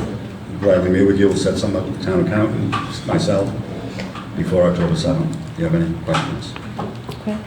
Thank you all very much for your time. Thank you. Oh, sorry, Dennis. Oh, I don't know. I mean, you guys were surprised to hear some of the stuff that they do involving the bathrooms. Maybe you should drop a list of what you guys do in the parks so that we can get an idea of what that would entail Is this in enough? making a decent. I know, we would definitely need more than that. Yeah. It's okay, we love doing it, but it's just, Well, that's the point. the It becomes one thing I don't have to de-emphasized. worry about is stuff I can't control. Yeah, Right. It's organized chaos.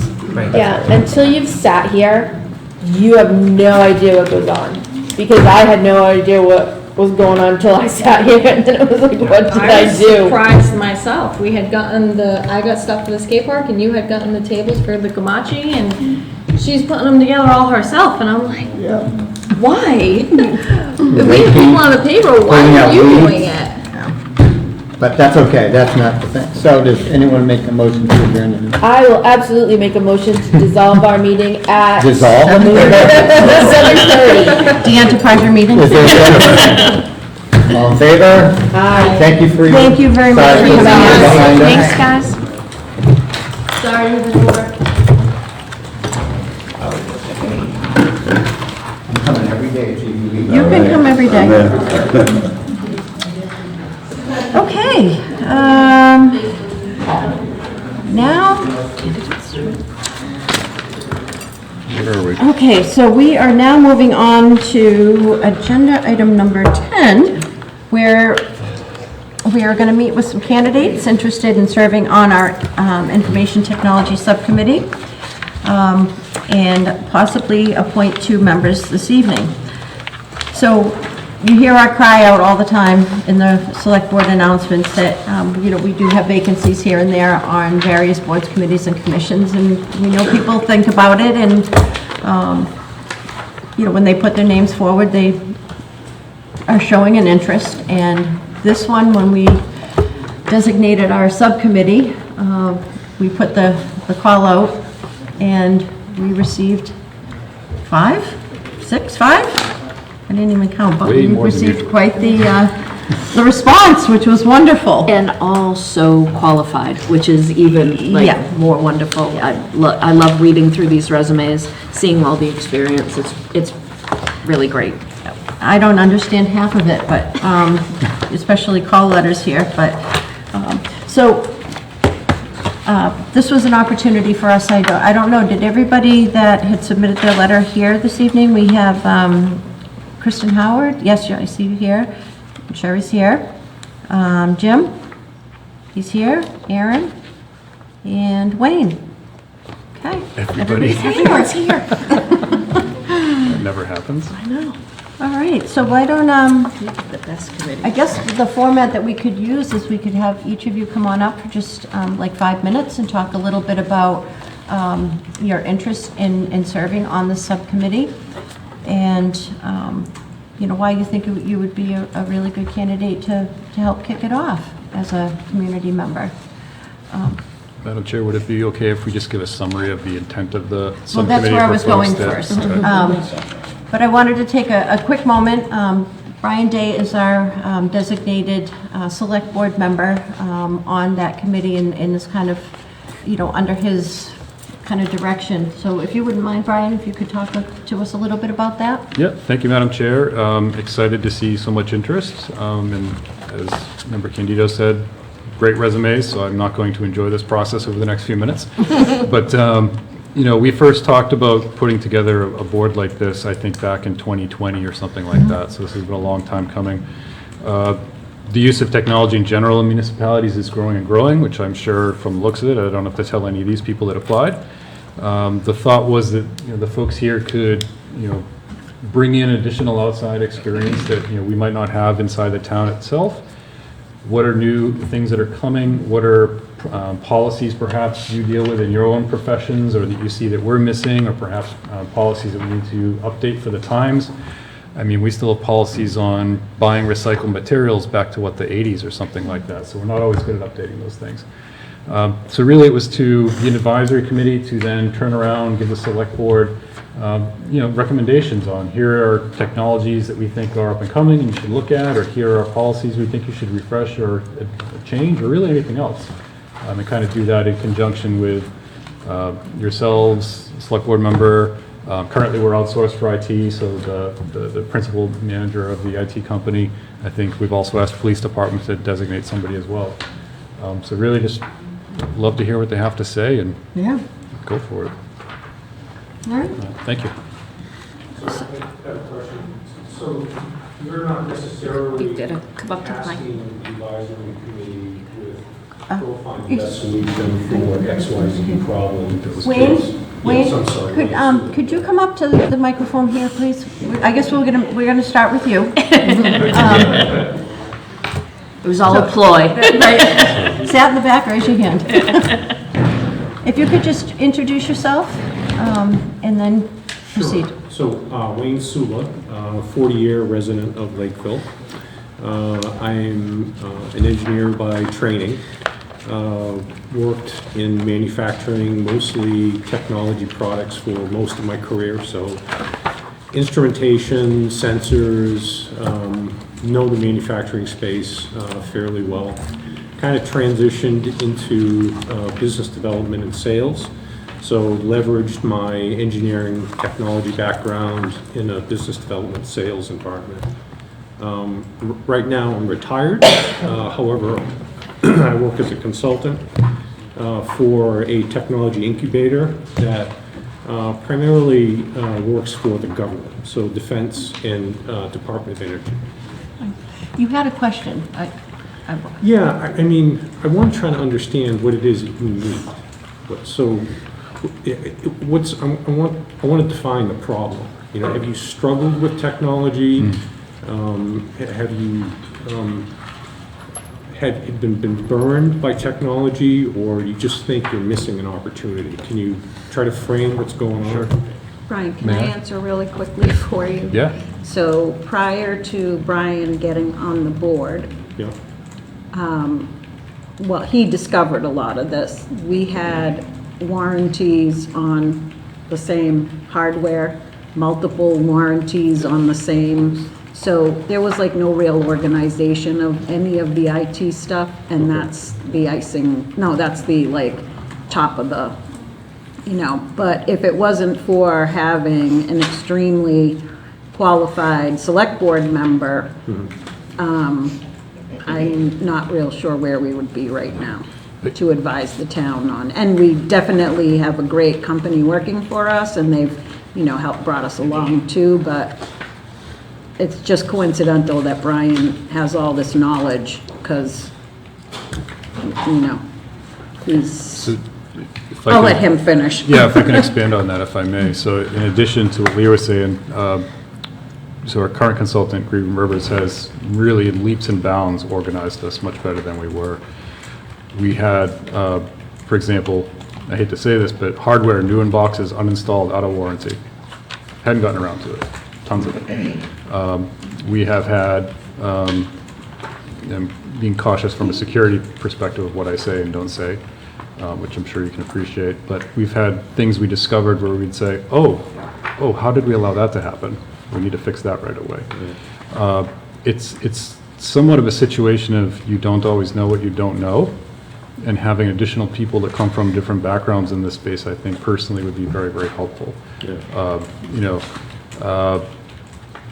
In my personal space, we're thinking like, okay, how are we going to pass the next SOC audit? How are we going to keep PCI compliance? How are we going to do this? How are we going to do that? And then when you start to apply some of these things to municipality, I might not always be around, right? I don't know everything. I'm learning something new every day. Yeah. So I think having a standing committee, very similar to our energy advisory committee, that is doing things on kind of, the energy space to say, hey, are you looking at solar again because of there's been these changes in the technology, or are you going after this grant? So we've thankfully gotten a bunch of money grant-wise for IT stuff to refresh our hardware.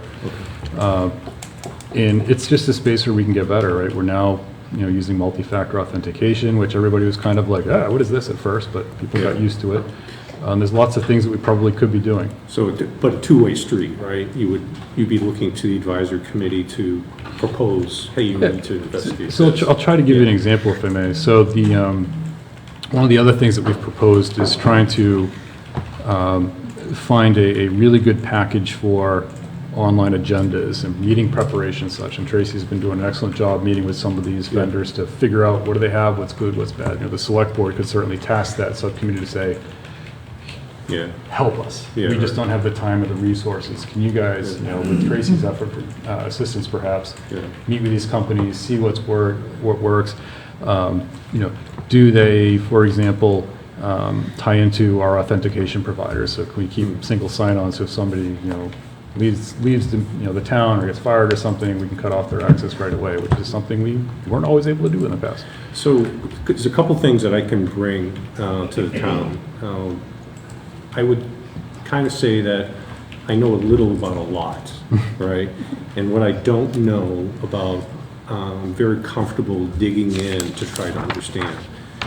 In my current role as a consultant, I deal with PhD scientists who are super smart. And for example, I'm working on a proposal right now for a technology that will go into a nuclear reactor. I'm here to tell you, I don't know anything about nuclear reactors. But I'm able to kind of drag out of this person what it is technically that they can offer to the Department of Energy. And so that plus, some desk research that I can go into. So I can definitely, I'm not an expert in IT or software or things like that, but I think broadly speaking, I can absorb technology pretty quickly. The other thing which might come in handy is I write a lot of proposals, and I'm actually a very good writer. Not to pat myself on the back, but that's really our main course of generating revenue with my clients. So we write proposals, they're called SBIRs, to Small Business Administrative Research. And it's pretty intense. So being able to tell a technology story pretty quickly is important. In this particular case, it might revolve around presenting to the select board the benefits and options to a technology, but also grant writing. That there might be an opportunity there, I'm thinking. So just off the top of my head, that's a couple things where I think I could help you out. Thank you.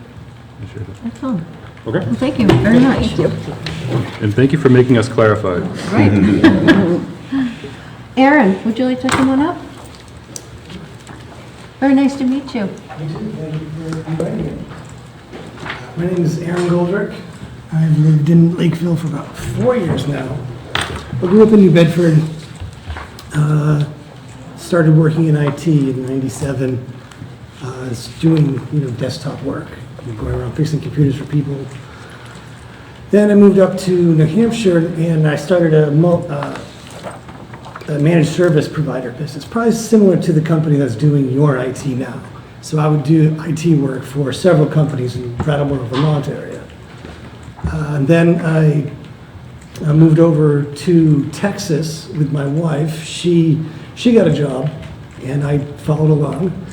And I got a job at a managed service provider in Texas, where it really opened my eyes to how working in large environments and small environments really worked, because we handled IT for everything from hospital, or not really hospitals, but doctors' offices, multiple locations, to courthouses, school board committee organizations. I mean, it was just, I saw a whole lot of different environments at the same time.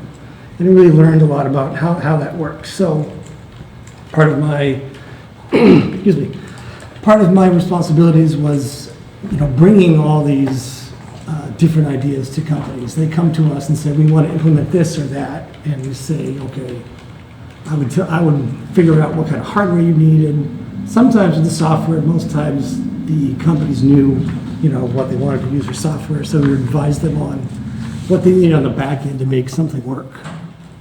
Also dealing with communications, so linking up several offices in different geographical locations in Austin, into the same hub, which is a lot of what I do, some of what I do now in my current position.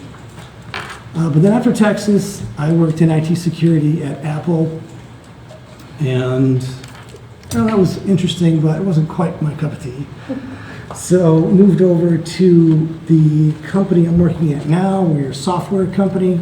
We make software basically for other IT departments, and it has to do with storage. It's kind of dry stuff, but companies that are dealing with terabytes and petabytes of data, we help to manage that.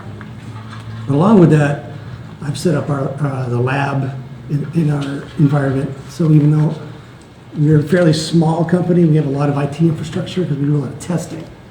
So set up virtualization, Wi-Fi, and basically everything top to bottom for my company to really do what we have to do, which is develop the product, test it in our lab, and then deploy it to our customers.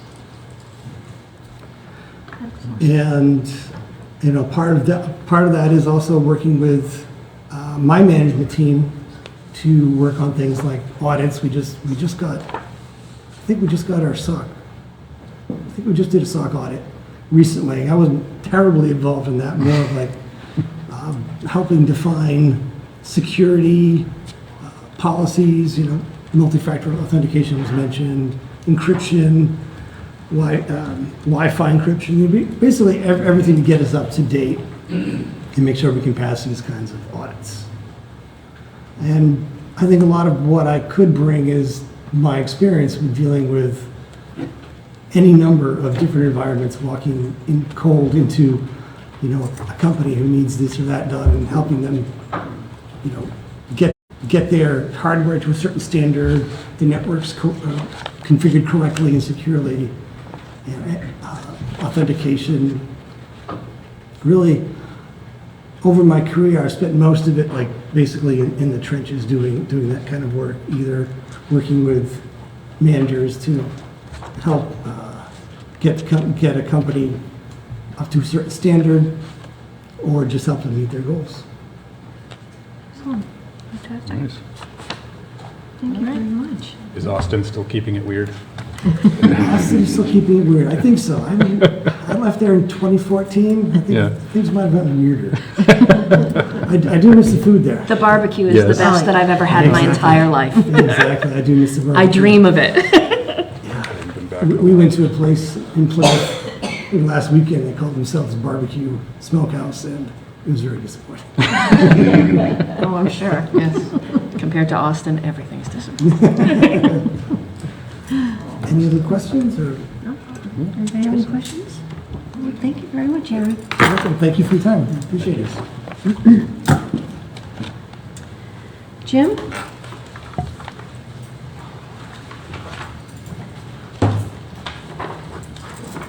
Nice to meet you, Jim. Evening. Jim Barth. A little bit about my background. I work for Meditech for the past 10 years. I am a software support technician, and that role has grown into system software delivery management, where I deliver hospital code to hospitals from Meditech. Involves a lot of troubleshooting, code writing, a lot of software support. That's my main piece is the software support. Troubleshooting, if the software is not working, why is it not working? How do I fix it? I have a computer degree in network and security from ITT Tech. So I have a lot of the background for security, troubleshooting with that, a lot of the internet issues, I can fix those, and a lot of management with the software. So you're alluding to, stuff being out of date and warranties and overlapping and multiple warranties. There are devices in place that we can, address those issues. Just simple management and timeline. Everything has an expiration date. If this technology is good for X amount of time, then it's going to be outdated. How do we get a new one? How do we resell the equipment back to certain manufacturers and regain some of these funds back? I have experience doing that as well.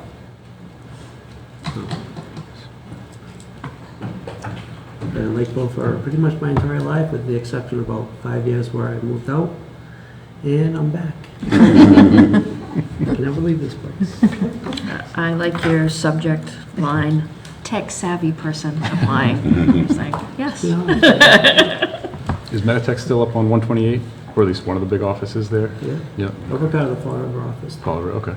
Actually, I work from home, like 4 to 5 days a week, but I go Nice. to the office every once in a while. Excellent. So if you guys have questions? Anybody have any questions? All right, thank you. Short, sweet, simple. Thank you. Let's start there.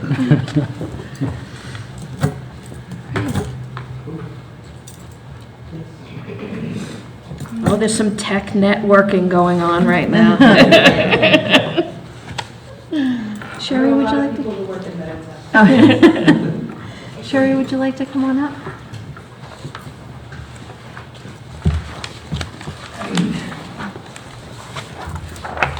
So some of you know me already. I'm Sherry Costant. I've lived in Lakeville a little over 4 years.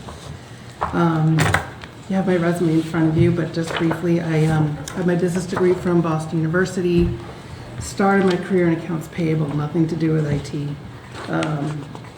But I ended up getting into it pretty early and starting in help desk, working my way up. I've been an IT generalist for the most part, but an IT manager, mostly for software companies. I worked a bit for a contract research organization in Wareham, so a scientific research company, and currently I'm with a nonprofit called Mass Military Support Foundation, very small, and I handle soup to nuts. If it plugs into the wall or connects to the internet, it's my problem. And I'm a problem solver, that's just what I do. Much like the first gentleman who was up here, I know a little bit about a lot of things. Anything I don't know, I have resources. I never say no. I just look into finding out how I can help. That's what I do. I solve problems. So I know this isn't really a job interview. That's probably not really the kind of stuff that you want. But you know, I want to be more participatory in what happens in the town of Lakeville. Larry's already on the finance committee. It's been a great group of people, and I've been more involved in town politics than I ever thought. And this is a kind of my wheelhouse is IT, and if I can help bring the town of Lakeville to a better place technology-wise, I'm happy to do it. Okay, anybody for Sherry? Thank you. All right, thank you. Thank you. Kristen?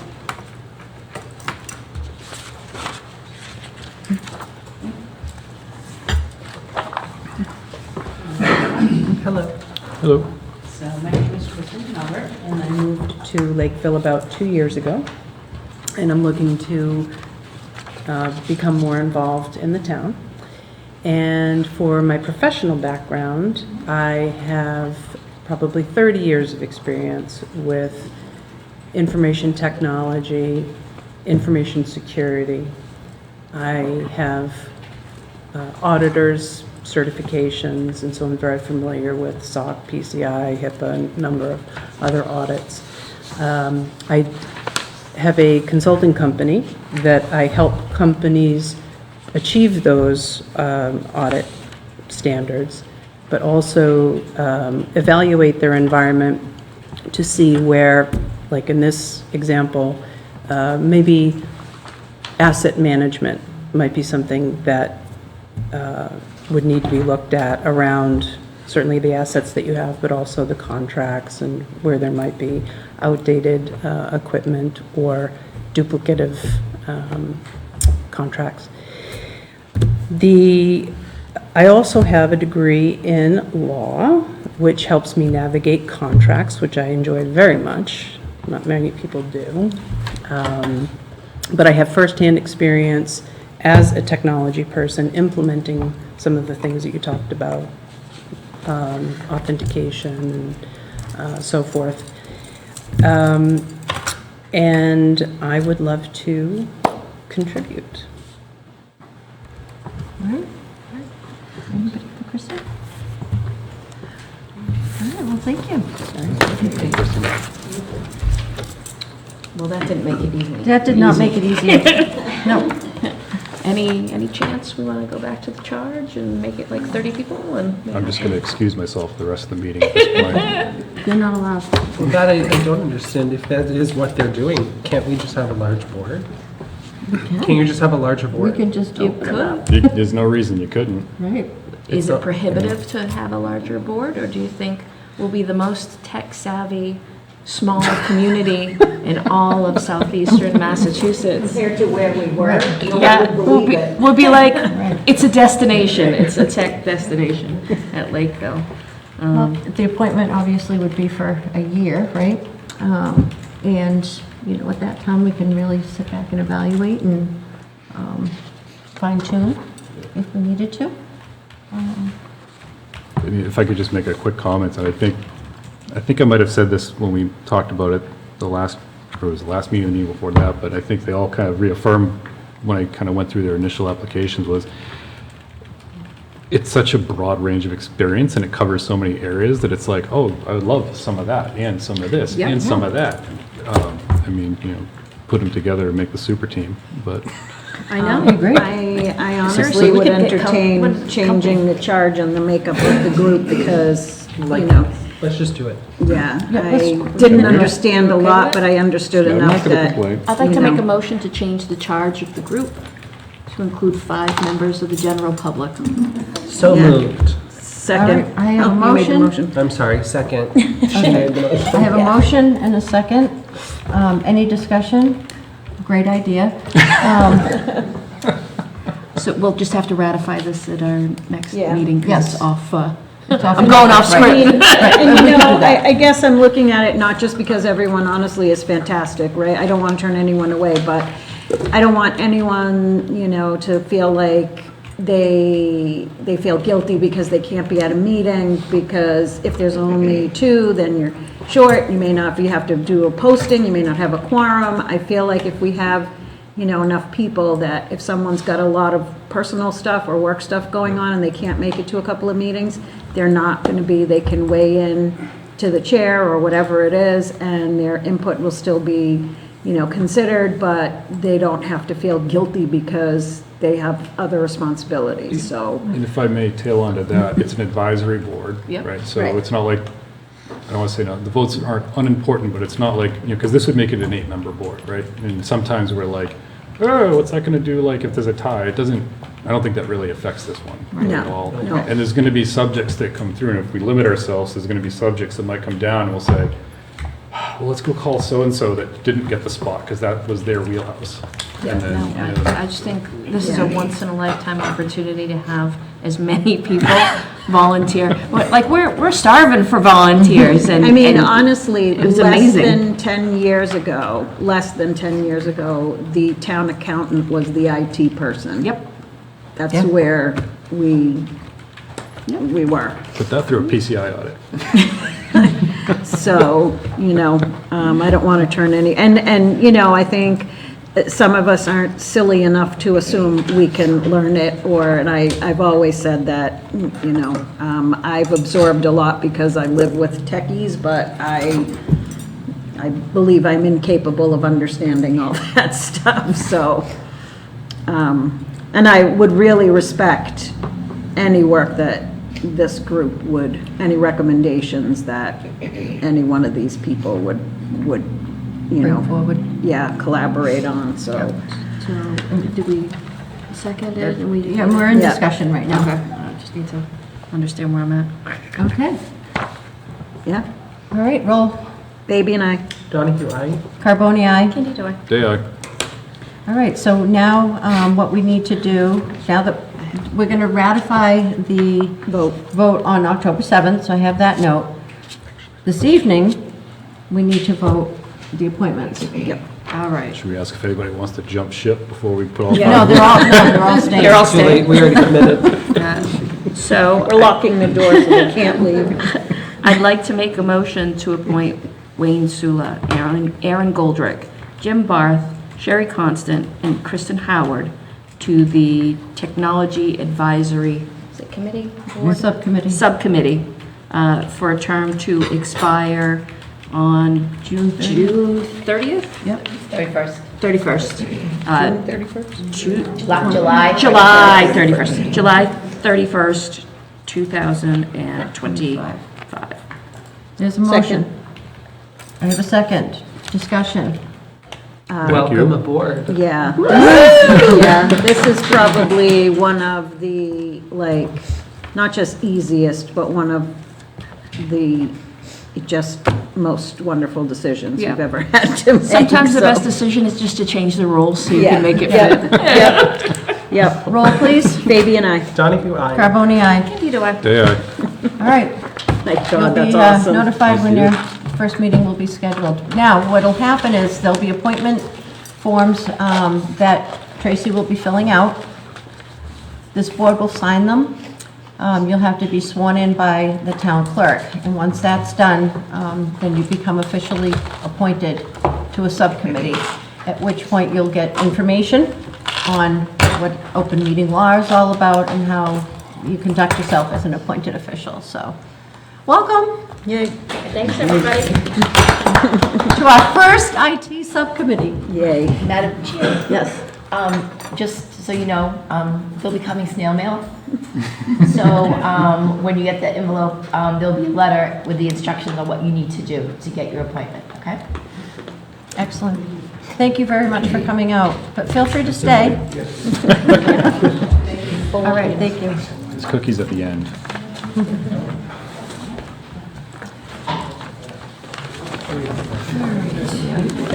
So I would, at this time, I'm going to not jump ship. I promise I'm not jumping ship. I would like to invite our fire chief up. We're going to 13.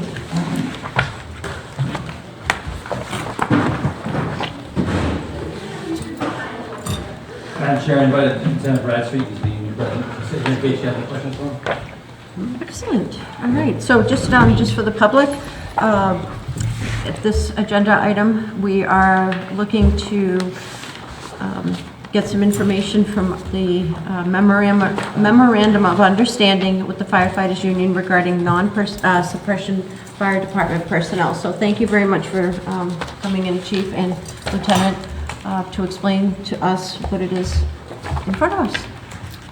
So I'm sitting here before you in an attempt to basically deal or respond to a very difficult job market. It's been increasingly difficult to recruit qualified candidates for the position of firefighter paramedic.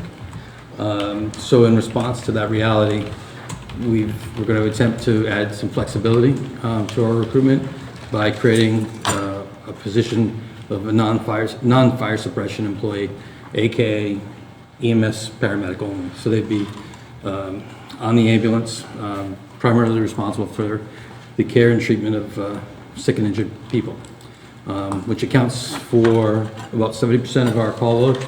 And those people would also have, these EMS only personnel would also have responsibilities at fires and rescues, indirect responsibilities, not in the,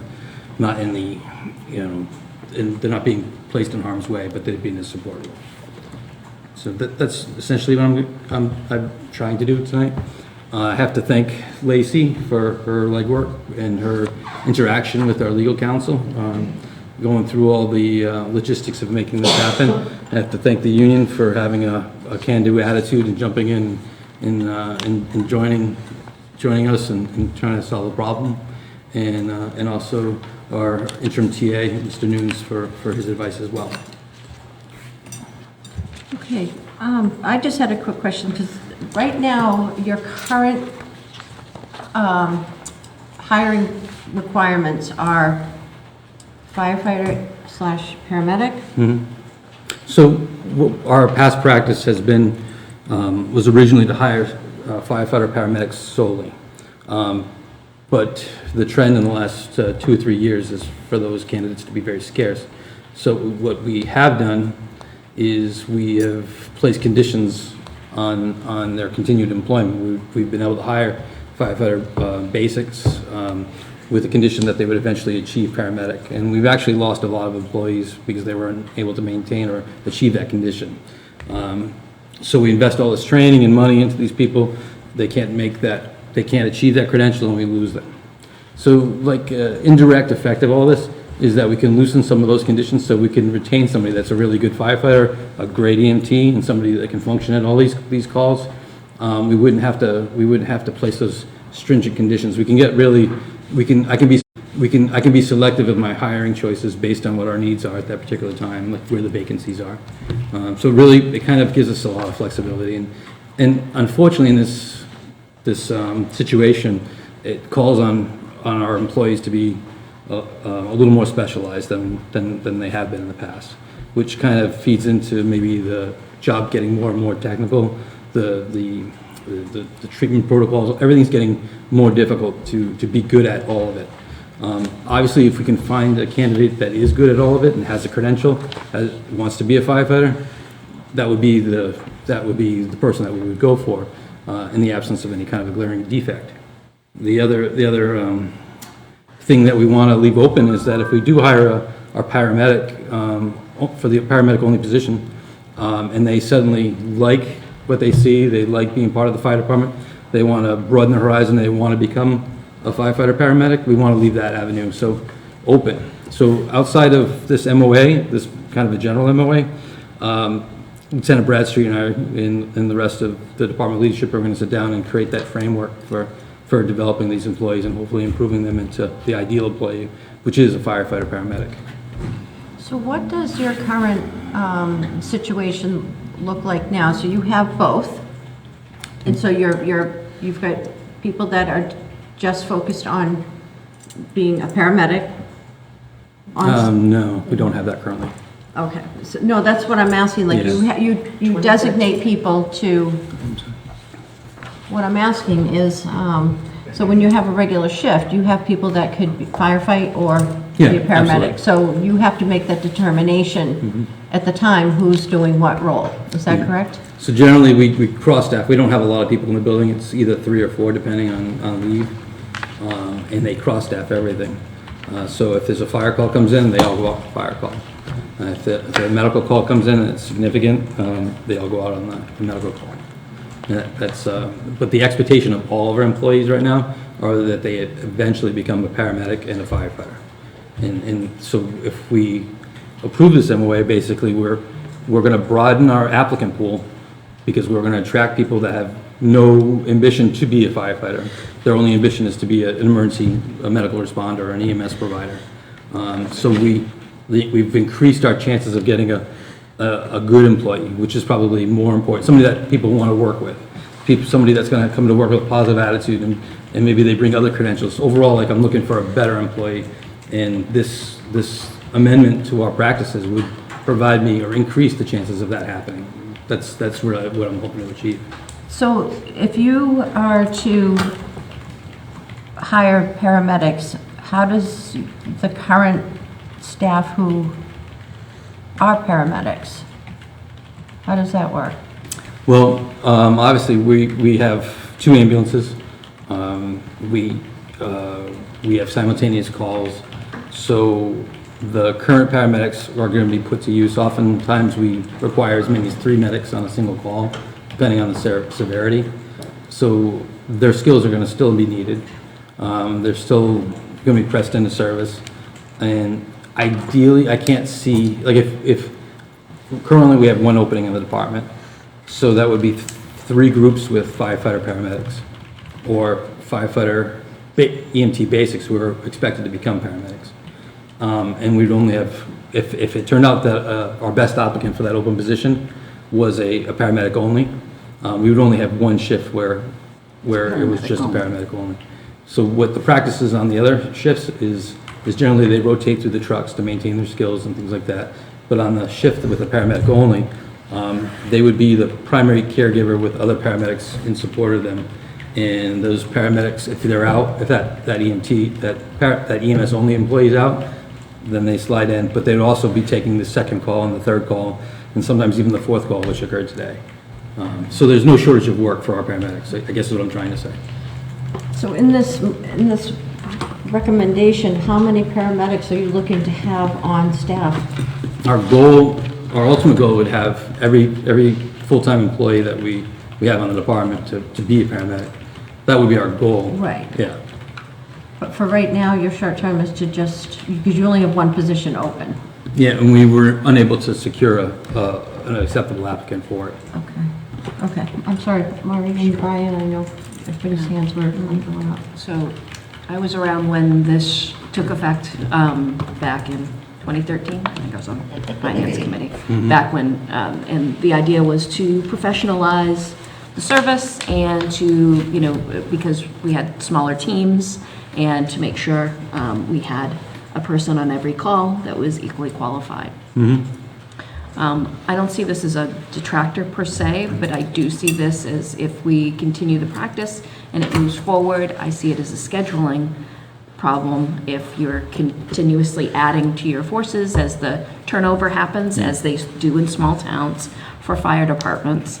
I do see that this becomes one of those type of issues where you can only have one of those people on a Exactly. shift. So, what's your plan to address that? So, again, we put the leadership together when we develop a configuration, and we have configurations now, because we do have people who aren't certified yet, Yep. certified firefighters, so we can't have those people working together. And we have BLS people who have not yet achieved paramedic, so we don't have them working together. So when we're doing swaps, exchanges of service, or we're filling overtime, it's the first consideration. We look at who's their credentials, and my managerial right is I have the option of refusing, denying somebody the opportunity to work based on the fact that it's not in the best interest of the town. Thank you, that's what First, I do want to acknowledge the data the chief gave us. It looks like, if I'm interpreting this correctly, please do correct me, that about 70% of your calls are EMS only. That's correct. So these folks who might be paramedic only would not be providing less of a service, so to say, because you have 70% of your calls at least for those. I think my question is, when you go to post them, does this give you the option of, like, are you going to have to make a decision at posting to say, I'm looking for both, or I'm only looking for non-suppression, or does it give you the option to post, see what comes in, and then make a determination of, well, I got a great paramedic here, so I'm going to take them, or I got a joint, I'll take it, or I'm framing the question poorly, but I think you get the gist of it. My intention is to get a great pool and compare all their attributes and come up with the single best candidate. And how we do that, how we execute that, like, I would have to lean on HR to articulate what I'm trying to achieve in our posting, and really lean on maybe even legal counsel if there's any questions to be resolved. But my intention is to serve the greater good by hiring the best employee that I can, who may be a paramedic firefighter, and who may be a firefighter basic, EMT basic, or who may be an EMT, EMS only paramedic. And really, we've it's like almost there's different attributes within those groups of people that would make them the perfect fit for Lakeville. But the problem is right now I'm getting so few applicants that qualify or have intention of becoming qualified that I'm getting stuck. I'm stuck with very few choices, which is not good. I think I'm just curious still, and we might not have this all worked out yet, so we might not know, like, if he's posting and hiring, does that lock you into, like, well, Brian applied for this paramedic only job, now I have no opportunity to get Brian to firefighter later, or is there a method to convert them without reapplying, or? So if I were to hire you as a paramedic only, and now that let's say there's going to be, not to open a can of worms, but there's going to be a pay difference. Obviously, a firefighter paramedic is going to be compensated at a high level, and you want that money. You see what they're doing, and you figure out that you could probably do that. All I have to do is send you down for a different set of vetting. So you have to get a PAT, a physical aptitude test, completed, and complete the prerequisites for the fire academy, and then I can send you, and then you can come back and be reclassified as a paramedic firefighter. If you had an open role with that budget? Okay, all right. Yeah, there would definitely be open, or even if there was an existing employee, potentially, the practice has been for budgeting, to budget all the positions at firefighter, paramedic. Okay. Because that's the best case scenario, and that's what I'm trying to achieve. Gotcha. So either that budgeting practice would continue, or I'd have to dial it in and to budget for the people that I have. And I haven't really determined what the proper course would be. Okay, all right, thank you. So, a couple of thoughts. I'm going to try to be organized, but bear with me. So, how many fires have we had where a group of only 2 people were called in to put them out, let's say?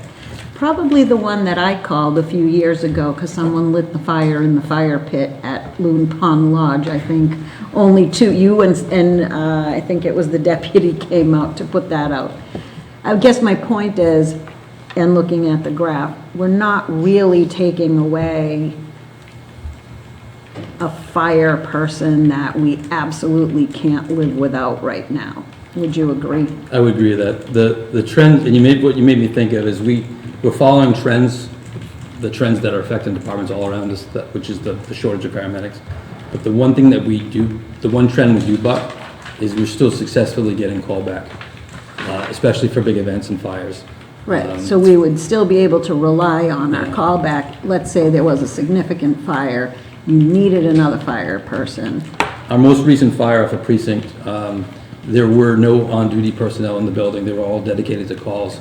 Everybody who responded to that call were off-duty, called-back firefighters. And we had 9 people on duty. 9 people respond to that fire, which is in the middle of the day, which is impressive. And I mean, I know, you know, we elevate the level of skill by requiring, you know, almost, because in other communities, it really is 2 different careers. In neighboring Middleborough, it's two different jobs completely. Okay. Okay, thank you. In the description of the position, it says paramedic non-suppression fire department employee. But under general statement of duties, the last sentence is performs responsible protective service work, providing fire suppression and rescue services. So I can edit this before it's actually submitted, but what the intent is so say if Lieutenant Bradstreet was just paramedic and not a firefighter, writing down everything that happens, they're tracking where everybody is, and they're catching things for me. It's almost having like a second set of eyes. So they are active in fire suppression, but if I need to clean that language up, I'll be more than happy to. I just feel like, you know, just hearing what you just said there, if that paramedic is focused on a life-saving event and not, you know, available to be that person, you know, you can't just, I guess in my mind, just think that they would automatically be that person. It's a weird, it's almost an impossible situation to account for all eventualities in our job, and we end up multitasking. But we do try and plan, and I think the mentality here is that they would try to enhance our fire mission by not putting themselves in the building, but supporting all the functions that have to be done anyway. I hope that makes sense. What's your ideal, I think, did you ask this, Brian or Maureen, your ideal number of paramedic only? How many shifts are there now? Different shifts, different teams? At the current size of the fire department, and when I give you these numbers, they're going to add up to a number that's greater than what we have, because some people are dual purpose. So in an ideal situation, I would never have any fewer than 2 paramedics on duty. In an ideal situation, I'd never have any fewer than 3 certified firefighters on duty. That's what I've determined as the need based on call volume and the type of responses that we get, and I feel that's safe and it's in the best interest of the public and provides good value. But just note that one person can serve both those purposes. So it's kind of what I'm going to try to achieve, and that's what I have to fine tune the attendance. To your point, you're kind of thinking ahead of me. Okay. Helpful discussion. It's very helpful. Could we possibly ask the lieutenant, because you represent the union, correct? Any unanimous? You don't have to answer that, but is everyone supportive or, you know? So we actually discussed this about a year and a half ago, and people weren't really on board. But with the job market now, we need to do something, because back at the end of August and beginning of September, we lost 2 people within like a 3-week span. They went to other departments. So we were down a medic and down a medic student. You know, some of the times when we've had medics leave, now we end up hiring a medic student, and now we're down a medic, and it takes a while for these people to go through medic school. So then what ends up happening is those of us that are medics, now we're taking on even more of a workload, because we might not have a medic that comes in. So now I gotta come in from home when there's a second medical to make sure that there's a paramedic on that truck. So we're more than willing to try to see how it works. Like Chief said, you know, that paramedic is gonna go out on that first ambulance call. We'll still have paramedics for the second truck.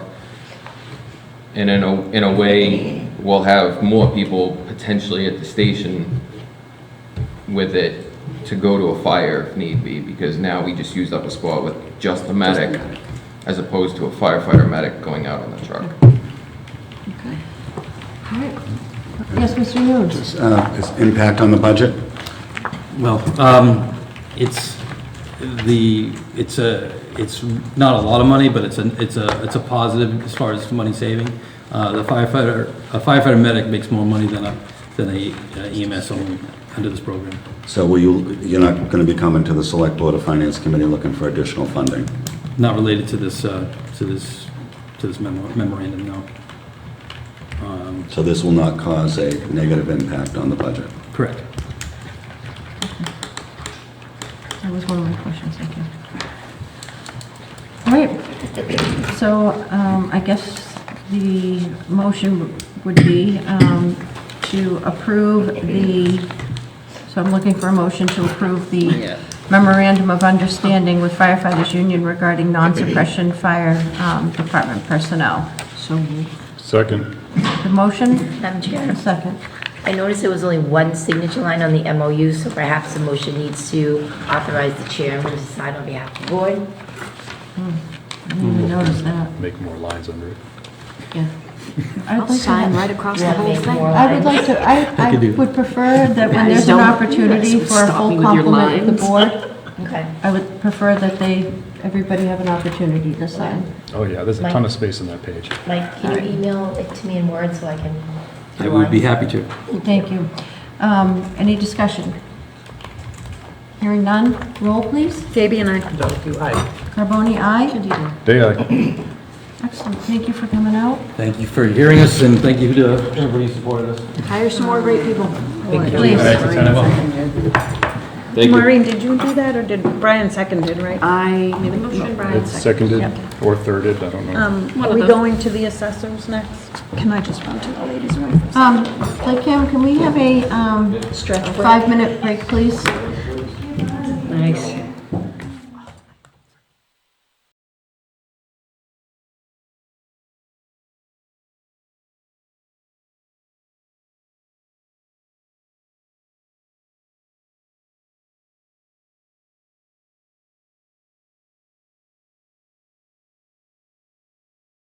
Okay, we are back in session. Thank you for that brief intermission. Okay, we are going back to agenda item number 12, discuss and possible vote regarding the assessors department.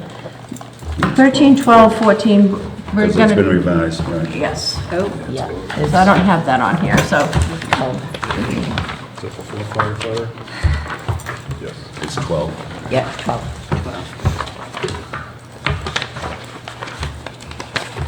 No, I gotta find it. Okay. Mine's 13, so there you go. All right, so we have, Lacey, could you join us for this discussion as well? Mr. News, will you lead us through this chart? Sure. So, as you know, we've had some discussion about the assessing office. The contract with RRG expires on December 30th. You'd have to be involved in 30B procurement. Their contract is up. So I think it would be a good opportunity for the board to look at, bringing in a contractor for another 3 years, or hiring an employee working 36, 40 hours a week, whatever that may be, which would be the principal assessor. As you know, if I may just kind of throw in my observation over the last 9 months or so, we've had some issues with the current contractor. They over-assessed, they overtaxed, $717,000 issue. It has impacted a lot of taxpayers in town. I think that, not being in the office every day, that's inconvenient for many taxpayers, especially what we've gone through over the over-assessment. People had to wait until Thursday to come in and talked to the representative of RRG. They weren't happy about waiting for that, but anyways. So I think the board should seriously look at, you can do it simultaneously. You can maybe go out for the solicit proposals for a contract, but also post a principal assessor's position, see who applies. At the end of the day, when you evaluate the situation, it may be worthwhile to bring in a principal assessor at full time. It doesn't cost any money to post. If it does, it's minimal. A post for a principal assessing position. No. But, even now, trying to rectify this situation, we're not quite sure. We're doing our best to issue refunds, but at the end of the day, don't know if we're going to be able to accomplish that. So, and that error was caused by the contractor that we have there. It's been all publicly documented. We've all had that discussion, and I've had it with the chairman of the Board of Assessors as well as representatives from RRG, and now Department of Revenue is involved, just emails going back and forth today. Not quite sure if RRG provided some of the documentation that the Department of Revenue was looking for. We'll verify that tomorrow. So there are a number of issues. Quick question, the contract that we have with RRG, what is the total amount of that contract? Is it 88,000, 86,000, something like that? A second. In the packet, but it's 83,000? Oh, it's more than that. That's the beginning of the revenue. It's like 86, I think. I must have missed it when I was going. 83 for year 3, I think. Yeah, 83. Which is this this year. 83. Okay, so 83.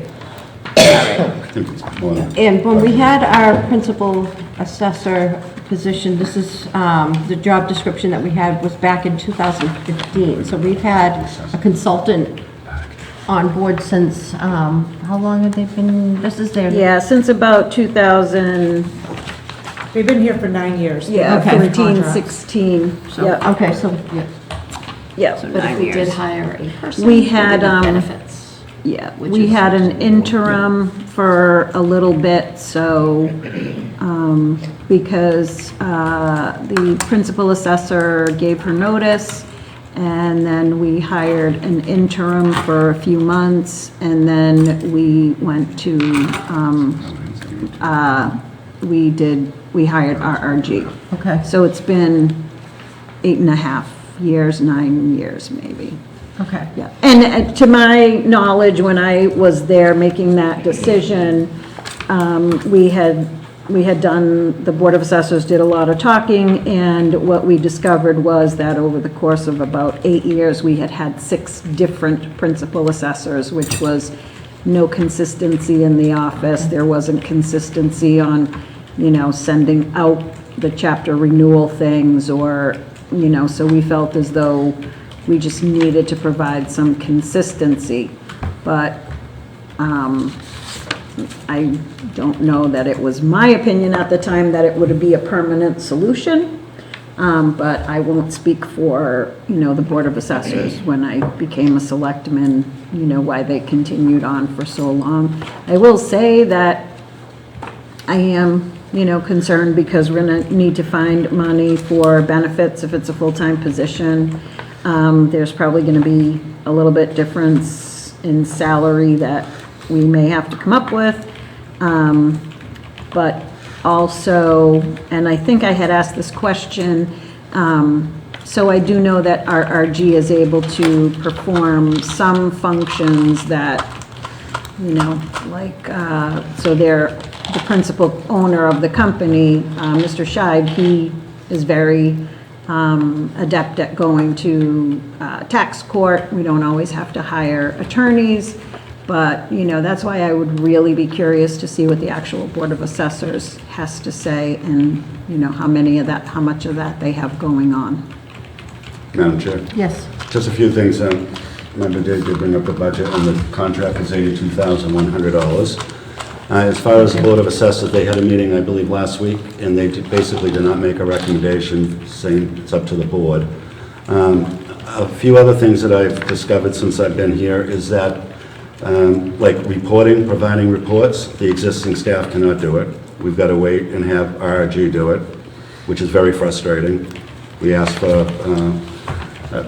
the chairperson of the select board asked for a report on 61 properties, 61A properties.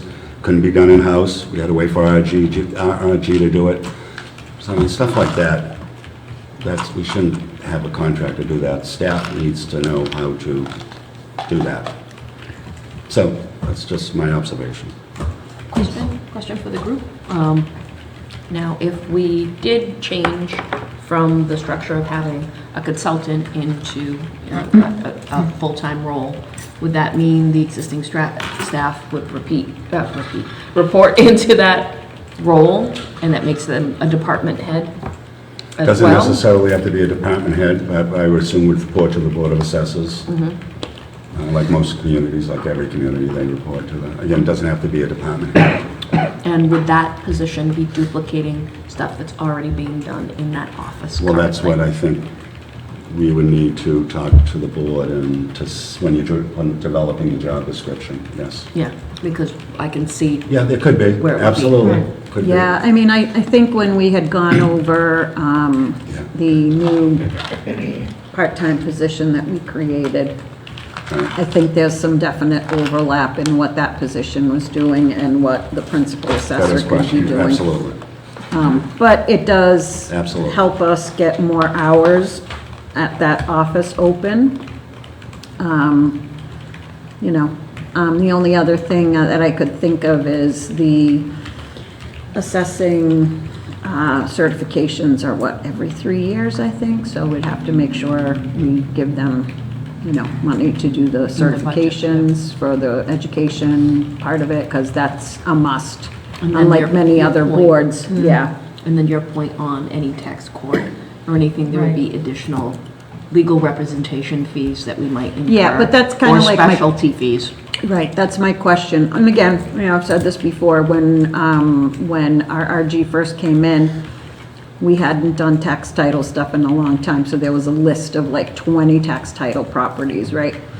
And there was at least 3 or 4, I think, at the appellate court that people were, you know, and they came in right away. But if we're doing our daily job, we won't, and we know our treasurer is doing, you know, our daily work, so hopefully we won't end up having a backlog like that someone has to help us out with. Yeah, and then anything we do, we should make sure we're getting, to Bob's point, reporting into the select board, so we're not caught in a situation Right. where we don't know the parcels, we don't know what's going on, we don't know that there's a big valuation exercise, like those type of things. You know, just going off what you just said, I was thinking about, you know, having somebody in the office would create a more solidified communication vehicle amongst the offices that. Yeah, and I mean, I can only speak for what I know, what I experienced, and I enjoyed working with RRG.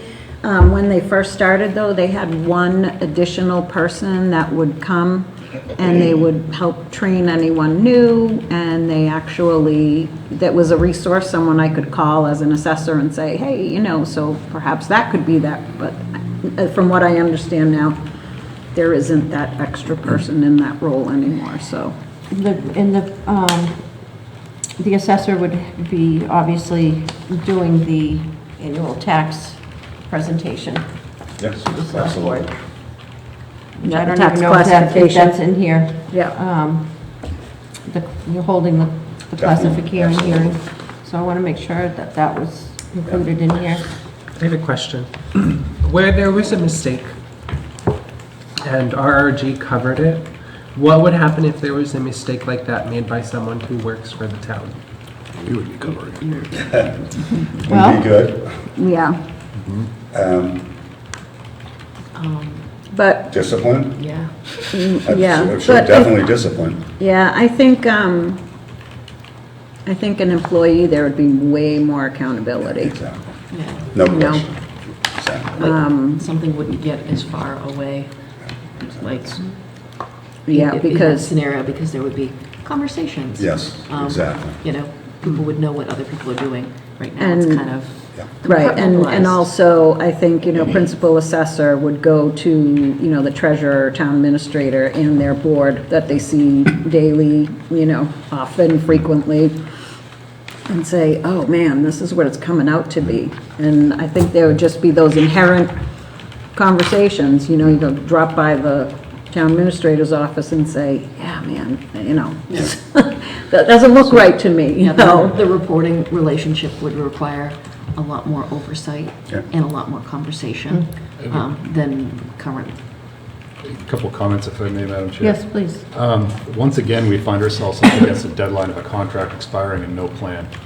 So I think it's likely in our interest, in my opinion at least, to both post for a job and post for a contract, because this contract ends the end of the calendar year. Yes. We're coming into the holiday season.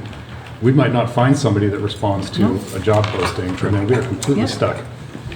So, I mean, we could post for a one-year contract with extension opportunities if necessary, and maybe we just keep posting for an in-house if that's what we think the right thing to do is, but December's gonna be here before we know it. Right, I agree. And if we don't find somebody, then it's gonna get I don't tough. know that we, Madam Chair, through you. I don't know that we'd like to wait till December. I think we'd like to have someone to hand off. Right. Oh, sure. Yeah, yeah. That's right. saying The time's now. coming. Yeah, yeah. Start immediately the process for both. Yeah. Yeah, I think we should, just from my experience, I think that,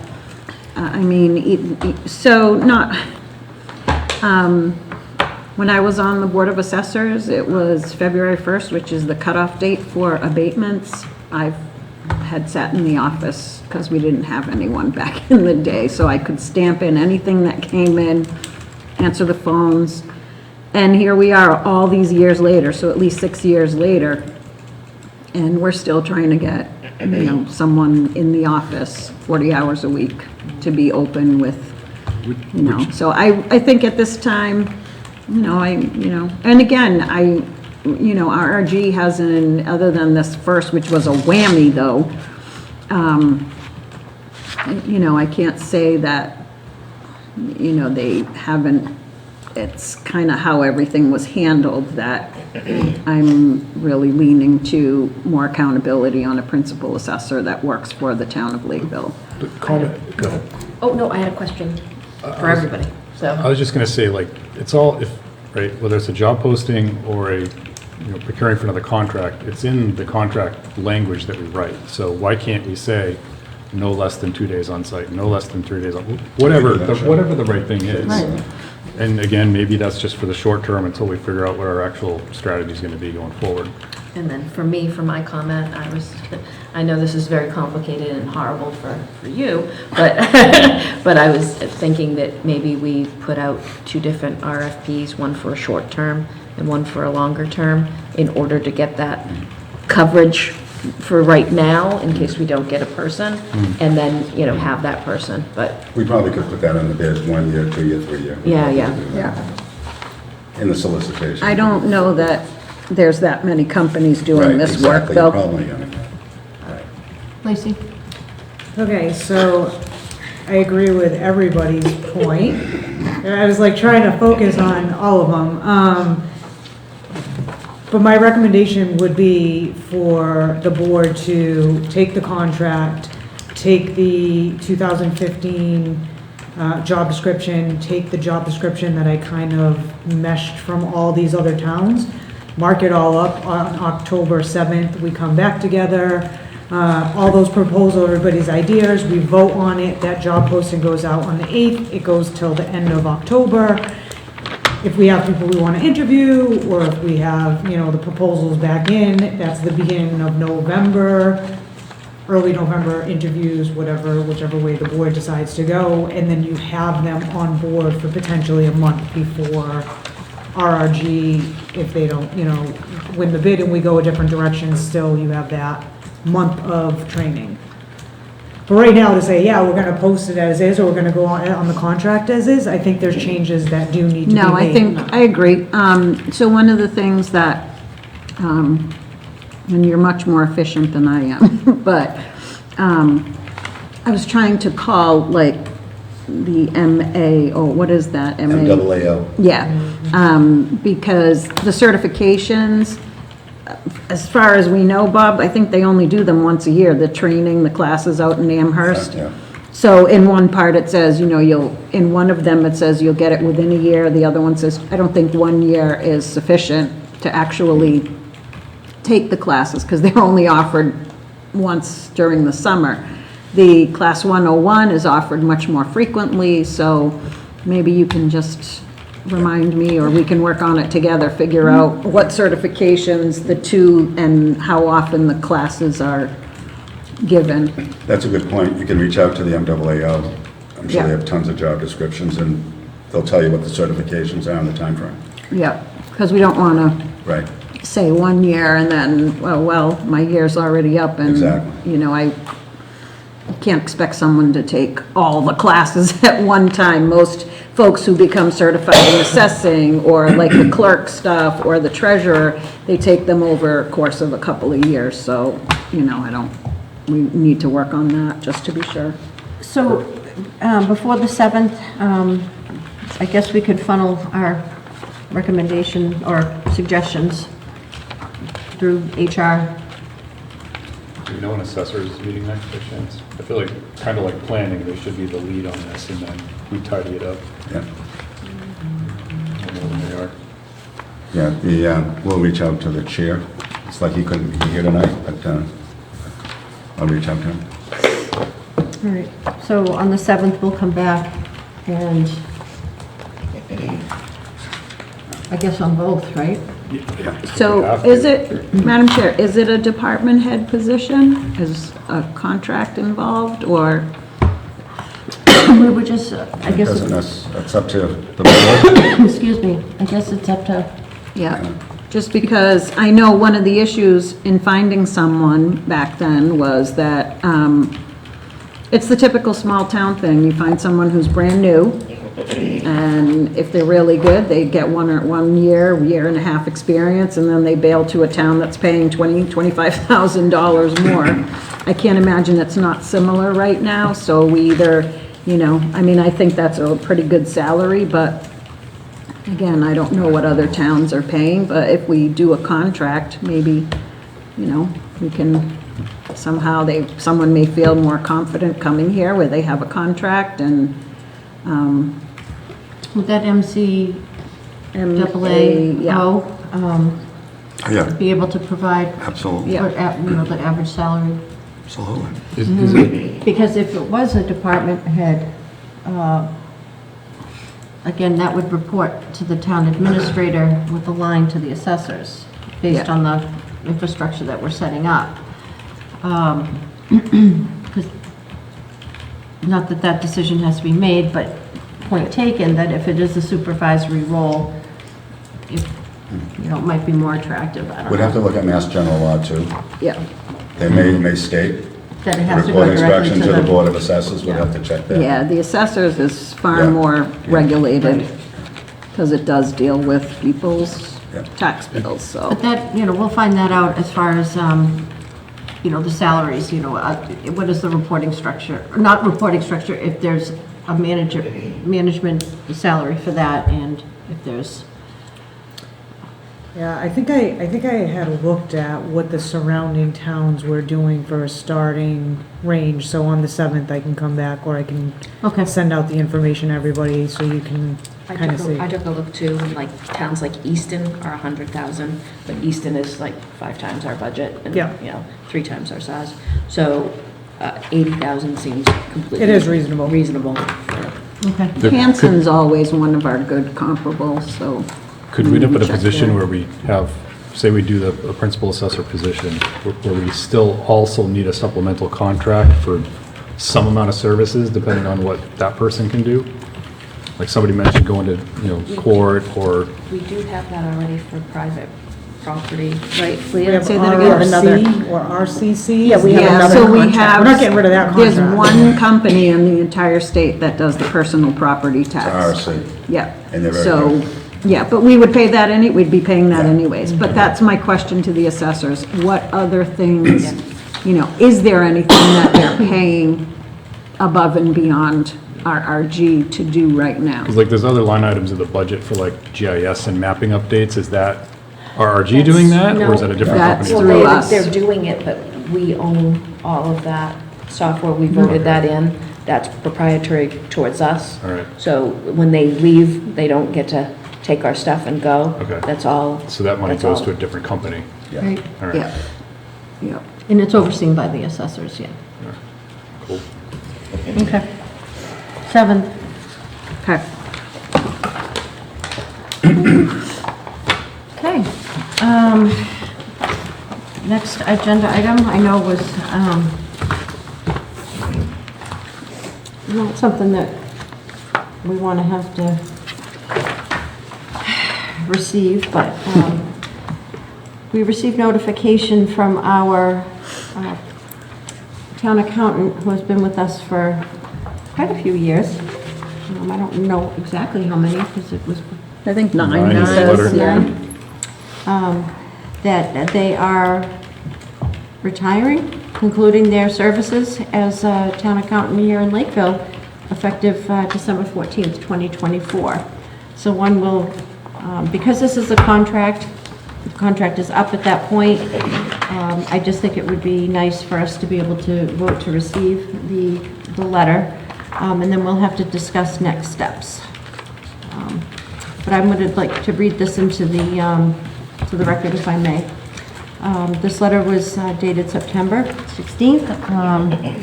After considerable thought, I have decided to conclude my town accountant services effective December 14th, 2024. My professional services agreement requires 30 days, so 90 days were given to the town. The time that Todd has spent in Lakeville has been challenging and rewarding. And it's sometimes quite interesting, because we are an interesting community in many ways. Initially, he agreed, was it a 90-day interim service, which evolved into 9 years later. There we go. He'll miss the staff and several town residents, and he's very happy to have had the opportunity to work in Lakeville while he was here. So it's been a pleasure working with Todd. Myself. Yeah, and I mean, I think it goes without saying that the error that happened this summer on the tax bills, absolutely has affected, Todd works at a stellar level. I agree. And, this has been a pretty big nightmare to clean up on everybody involved at Town Hall.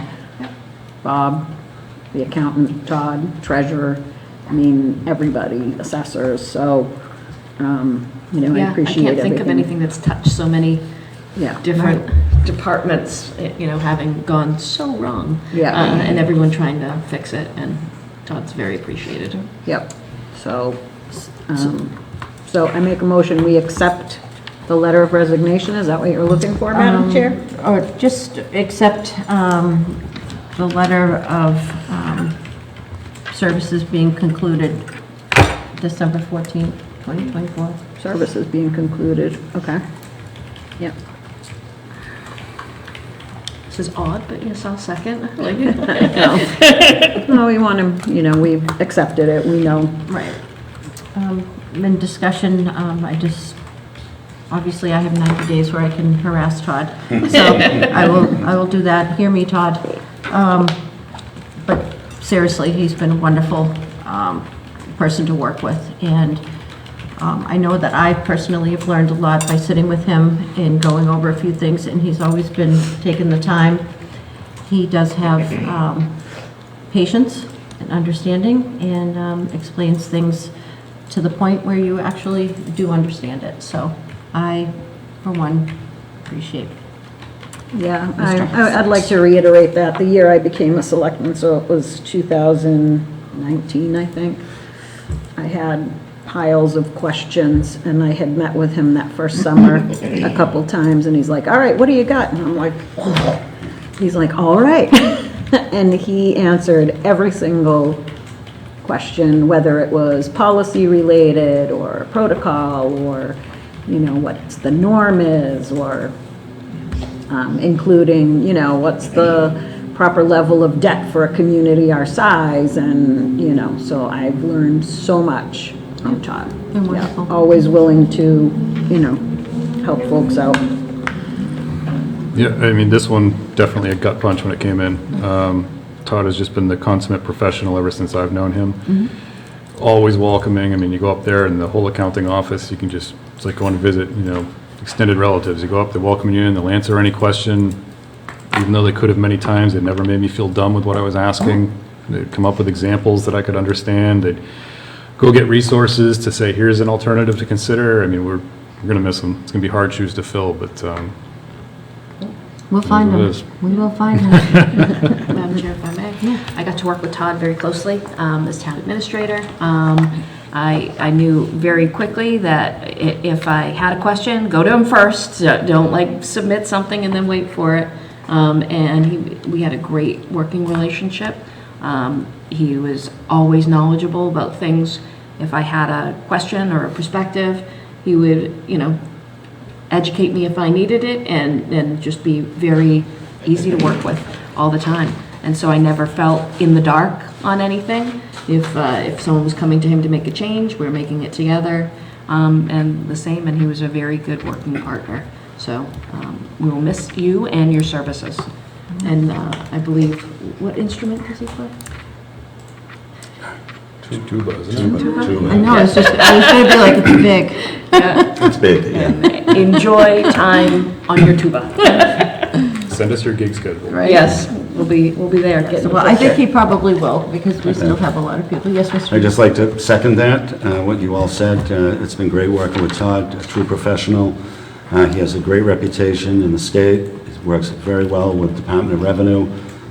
When I accepted the position, I have some friends in DOR, and they spoke very highly of Todd, and said the town is very fortunate to have him. So it's been great working with Todd. And I know all the department heads feel the same. A motion and a second. Roll, please. Baby and I. Donahue, aye. Carboni reluctantly, aye. Candida, aye. Day aye.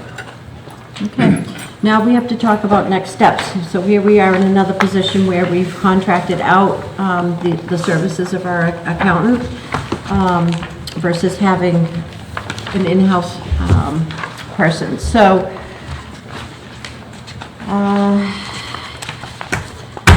we just went down this conversation. Yeah. Same recommendation. All our pets' heads are falling off here. I know, right? Find, replace. Same recommendation. It's the job description that I could find, because my understanding is prior to Todd, the person that was the accountant Was the IT person. 42 years or something had been here, right? So I think the most recent version of a job description was 1999. I think it definitely needs to be updated, because Munis exists now and we use that as our system, right? So redoing the job description, but there was a contract as well in like 2002 that I put in there, and then if we wanted to put it out to bid again to update whatever the proposal would be, and bring it back again on the 7th. Madam Chair, it's going to be very difficult, I think, to bring in a contractor. I may be wrong on that, but my past experience, I think the town does warrant a full-time town accountant. Obviously, I think Todd needs to play a big role in drafting the job description and offering his input to the board. So that's my recommendation. Todd needs to be involved in the process and maybe come with a recommendation. Yeah. So my same question, oh, sorry, Lee. My same question applies. Does having someone there full-time create overlap in jobs again? I don't think so, but I think Todd would be able to answer that. I wouldn't think so. So for me, I would really be very curious to know, because I know it says in this particular job description, municipal financial experience preferred, but I don't know if it should be definite. Oh, yeah. That's You need someone with, 1999. Yeah. you do need someone with municipal experience. If you bring someone in from the private sector with no municipals, Yeah. it's not going to work. Yeah, it's not the same. Not going to work. It's not like we have big support staff in the office that can, like an assistant accountant or, whatever. It's one person, so I definitely, Madam Chair, through you to the group. How is everyone feeling about having the new, if we did a new town accountant position, having the procurement function rest there? Something to think about. As part of the job description, because we need more procurement in the town. We're always burdening, one employee with lots of stuff. That needs to change. It needs to be expressed over, multiple positions and employees. And I always feel comfortable with someone with an accounting background having that type of, input. So having that as part of the job description, I think would be a real key and something that I'm always hoping for. And that is to have well-rounded people that do more than just that one function, that they're into, other areas as well. Not sure if a lot of the accountants are certified MCPPO, but if not, they need to get it within 18 months or whatever it may be. Yeah. Definitely, that is definitely something that Yeah, my thoughts exactly. absolutely. Any way that we can, take a step back and look at ways to realign our resources for the betterment of the town, it was a great opportunity. So if there's anything else that, I've been out of touch because Todd's our accountant. I haven't really had to put much, brain width into that, but. I have a question for the group. I don't know if there's opportunity here because it was a 3-year contract. The contract was actually ending the end of December. He's taken a couple of weeks early. He's got a nice trip. But depending on our direction, if we find somebody, I don't know if there's a way to contract with him some kind of transition service. You'd have to talk to him. I just don't know if that's an option where you already have a 3-year contract. Well, that would be a conversation. With exactly the time. Yeah. Perhaps Mr. Yunes might be able to have a conversation. They already have. Work your magic. They already have. All right. Thank you. All right. So what are we doing here? We're gonna mark it up, send it Back on the in. 7th. So mark it up, send it, I'll also send it to Todd, get his input, because same timeline in my head right now, so October 7th, end of October, I would ask that, when we do the interviews, Todd does sit on the interview to help with that selection. And then if we do select somebody, and to your point, Brian, if we find somebody mid-November, it gives them at least a month to sit with Todd and kind of do that right seat, left seat with him, so. The importance to me is that October 7th of us saying, okay, this is solidified, let's go out and publish it so we can see what's out there. Okay, I'm good with that.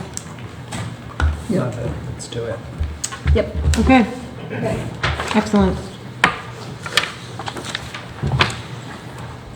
Okay. This page done. More good news. Number 16. Just keeps coming. Okay, so town administrator update. So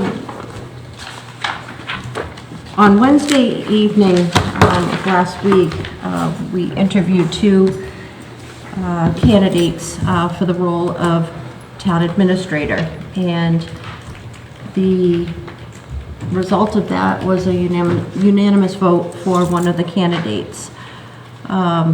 So we've had some news that we had our candidate that we had voted on has withdrawn.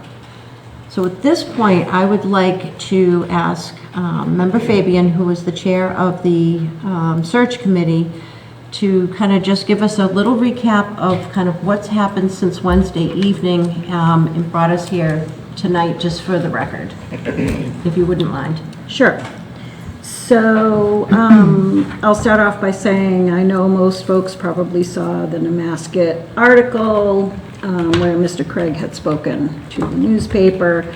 So none of us knew that that was taking place as far as we knew, even though we had received some word that, he was backing out or not accepting the position. We were still hopeful that he would respond to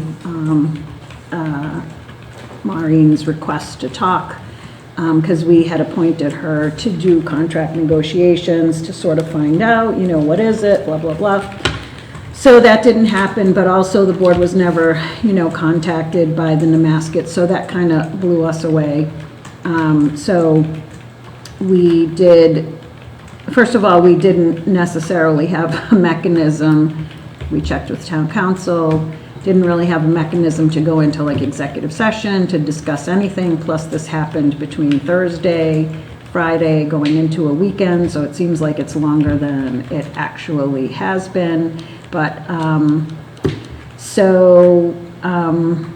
it's, my opinion that, it's unfortunate. We brought, forward two really, really, really good candidates. The board agreed, but I know that all of us felt very strongly about both candidates, so I don't know if he would entertain or not, because I understand it's a sensitive situation, but I am going to go ahead and make a motion that we offer the position to Andrew Sukforth. Second. I have a motion and a second. In discussion? Yes, Brian? Yeah, just equally blindsided by the Nemasket article. I wish we had an opportunity to get our own comment in there. Because I think it's important to recognize this wasn't a breakdown of, say, contract negotiations. No. We hadn't even had an opportunity to, remember, Candy, to have that first talk. Right. This was really just, decided for whatever reason, we'll respect that, decided to pull out, don't know, maybe had a better offer, or just something came up overnight that he hadn't considered.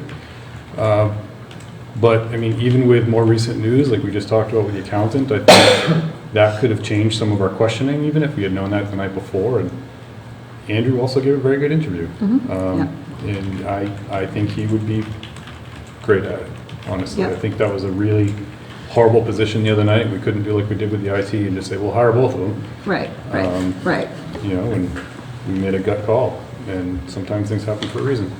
Yeah, I agree with that sentiment, but I am perfectly excited if Andrew would, accept the offer. And again, I understand, if he doesn't, and, no hard feelings, but I would be extremely excited to be working with him, his passion for the town, but, yep. Yeah, I agree. We brought forward two excellent candidates, and we still have an excellent candidate on. Yeah, and I will, Maureen, you were there. The committee brought forward two candidates because we knew that neither was in any other search, first of all. Second of all, we wanted those candidates to know that it really was a 50-50 shot. It wasn't bringing someone else in just for the sake of. Yeah, they were both unanimous votes of the selection committee, so. Yeah, we wanted them to know, we felt strongly about both of them. We didn't bring in a third just to have a third person, so, yeah. Okay. Motion and a second. Further discussion? Hearing none, I would like to ask for a roll. Absolutely, Fabian, yes. Donahue, aye. Carboni, aye. Candido, aye. Yeah. Excellent. So with that, I would, Madam Chair, like to make the same motion to appoint Member Candido to do contract negotiations. Is that a motion? Yeah. Second. Motion Let's get late. and a second. Any further discussion? If he accepts, we will let the search company know tonight. Okay. Roll, please. Fabian, aye. Donahue, aye. Carboni, aye. Candido, aye. Yeah. Okay. Madam Chair? Yes. Do we need to ratify that at the Yes, we October do. 7th meeting? Okay. Yes, we do. Wow, okay, this is Possible excellent. offer, Yeah, it's right there. Impossible offer to Andrew. vote is implied, but that's The okay. negotiation vote. Negotiation. Oh, Yes. got it. For you to be the appointed person. So, all right. So if somebody could, you'll reach out to. Yep. And let them know. That would be great. Yep. Okay. Lacey's leaving. Wait a minute, there's gotta be something. Wait a minute. Let me find something in here. Have a good night. All right. All right, so there's 3 bids in front of us this evening under the ARPA umbrella, which need to be voted by, okay, before I move on, was there anything else that we needed to do for the town administrator? I know it's getting late, and I just want to make sure that I'm not, zoning out here. No, my. Terms, do we want to, Well, we have that? Well, we do have executive executive Okay, so session, we'll but discuss I mean, I would say that I don't think we even need to really do I that. don't think we need to do that. Okay, good. I put it on there just in case. I'll carry on. I would like a quick executive, if you don't Okay, mind. all right. Thanks, Brian. Sorry. No, that's fine. No. I do have one small request, and I'm happy to not, but would the board be okay if I reached out and had a one-on-one call with him, just to call and say hi? No, not negotiating or anything. I'm happy to wait, too, so either way. With Andrew? Yes.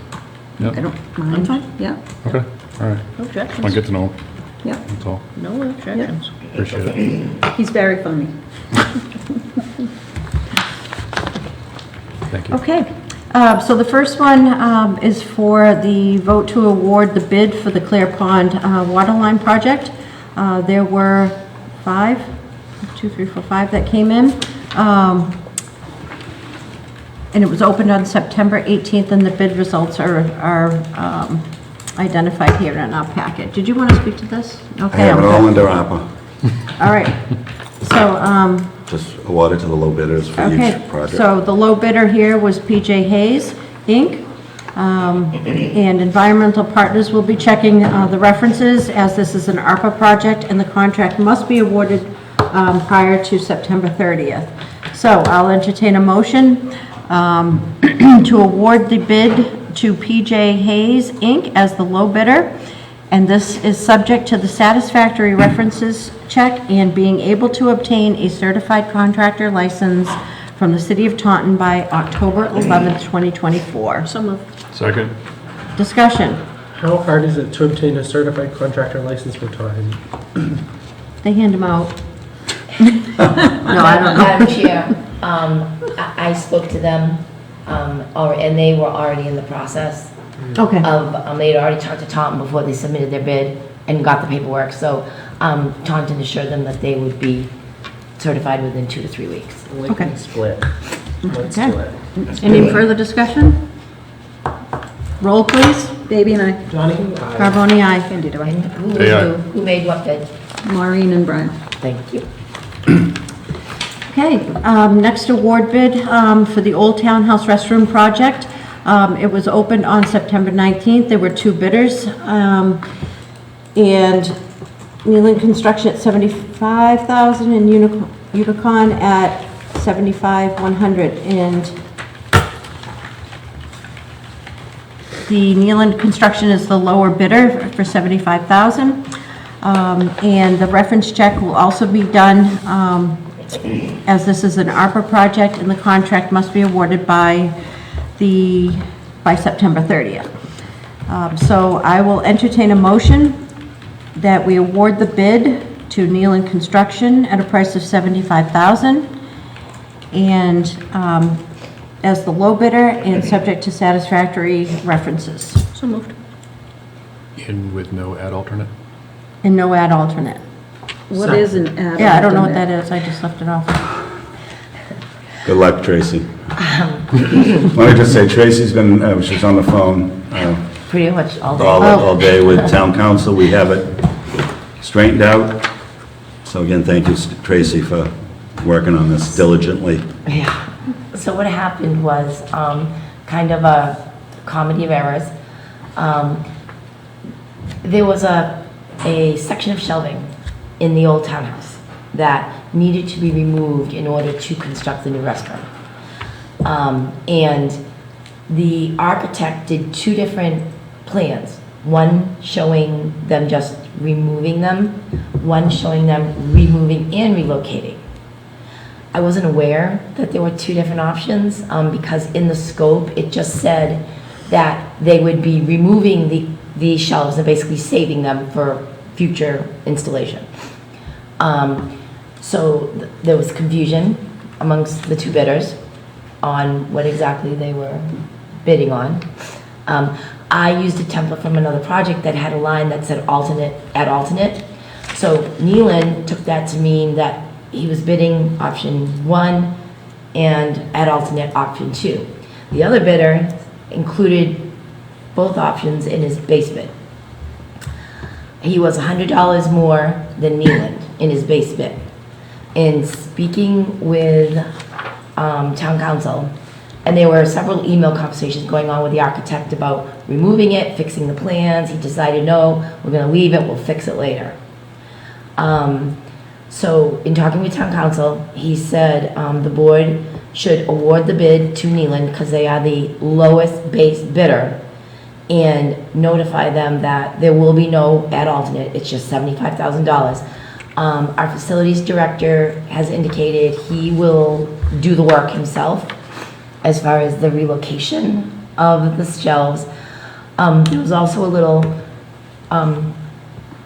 different opinions between local historical and mass historical because they weren't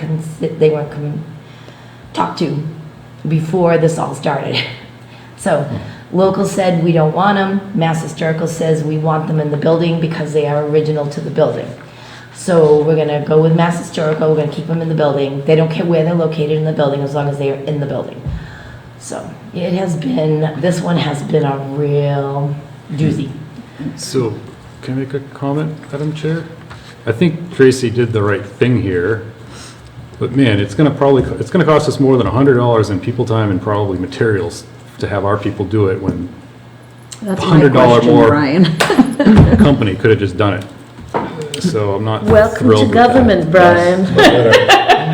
Low bidder. I mean, that's just insulting. Yeah, there really is no other way to resolve it, especially because we have that September 30th date hanging over us. Right. If we didn't have that date, we could scrap it and start it all over again, but we just don't have that option. So this was town council's recommendation. Nealon Construction for $75,000 base bid. If he says no, then we go to the next guy. Your procurement laws at work, people. Fine. There you go. Okay, so we have a motion and the second, do we have the second somewhere? Yep. Who was the Somewhere. second? Actually, Brian, I think you asked the question before you seconded, right? I motion. I thought we were in I made the discussion. motion. I don't know who seconded. I'll second. All right, Brenda said she'll do it. Okay. We're tired. All right, roll please. Give us grace, Baby and I. Donahue, aye. Carboni, aye. They are- Either way. Okay, the next award bid for the Council on Aging Food Pantry Edition. This bid was opened on September 19th. There was only one bidder for the project, and it was Unicon Inc., and it was for $147,901.50. No reference checks will be needed as the company was awarded the pavilion project, and our facilities manager will be overseeing that particular project. So, Madam Chair? yes. If I may, I would like to make a motion that we award the contract to Unicon Inc. at $147,901.50 for the Council on Aging Food Pantry Edition. Contract must be awarded prior to September 30th, or however that goes. Second. Motion second, discussion. Madam Chair? Yes? I would like to give a shout out to Pomeroy. Taylor was amazing. He was so easy. He developed a scope for this. He sent it over, so there was none of the confusion. Really easy to work with, so helpful. So, Shout good out to job. Pomeroy, right? Yeah. Shout out to Pomeroy. I agree. I worked with Thank them on you. the police station. It was very easy. I don't really, who are they? I'm just kidding, because I work with them closely. Okay, roll please. Baby and I. Donahue, aye. Carboni, aye. They are. All right, so this brings us to our updates. So we know that where we are with the food pantry edition. So Fire Station Building Committee, we're meeting tomorrow evening to go over where we're at right now. I did have a conversation briefly with Taylor, and the architects is still receiving information about the final, I guess, the budget for the construction phase of this. And I will have that information by the next Friday, so we will have it for the 7th, because we're going to have to add that number into, for the motion to the meeting, so. But I know that there was some work done with the adjustment of the, there was still work on trying to make the design. There were some changes, minor changes, but we'll make sure that that is presented out after tomorrow night. Getting that. Okay, Brian, do you have anything for Old Colony? So on September 16th was the most recent school building committee for Old Colony. 3 things happened that night. So there was a site selection vote on the existing parcel. They call it option 3, but that option could be used for addition/renovation or new construction, either way. That was one of the things that the building committee liked, that it didn't lock them into any one thing.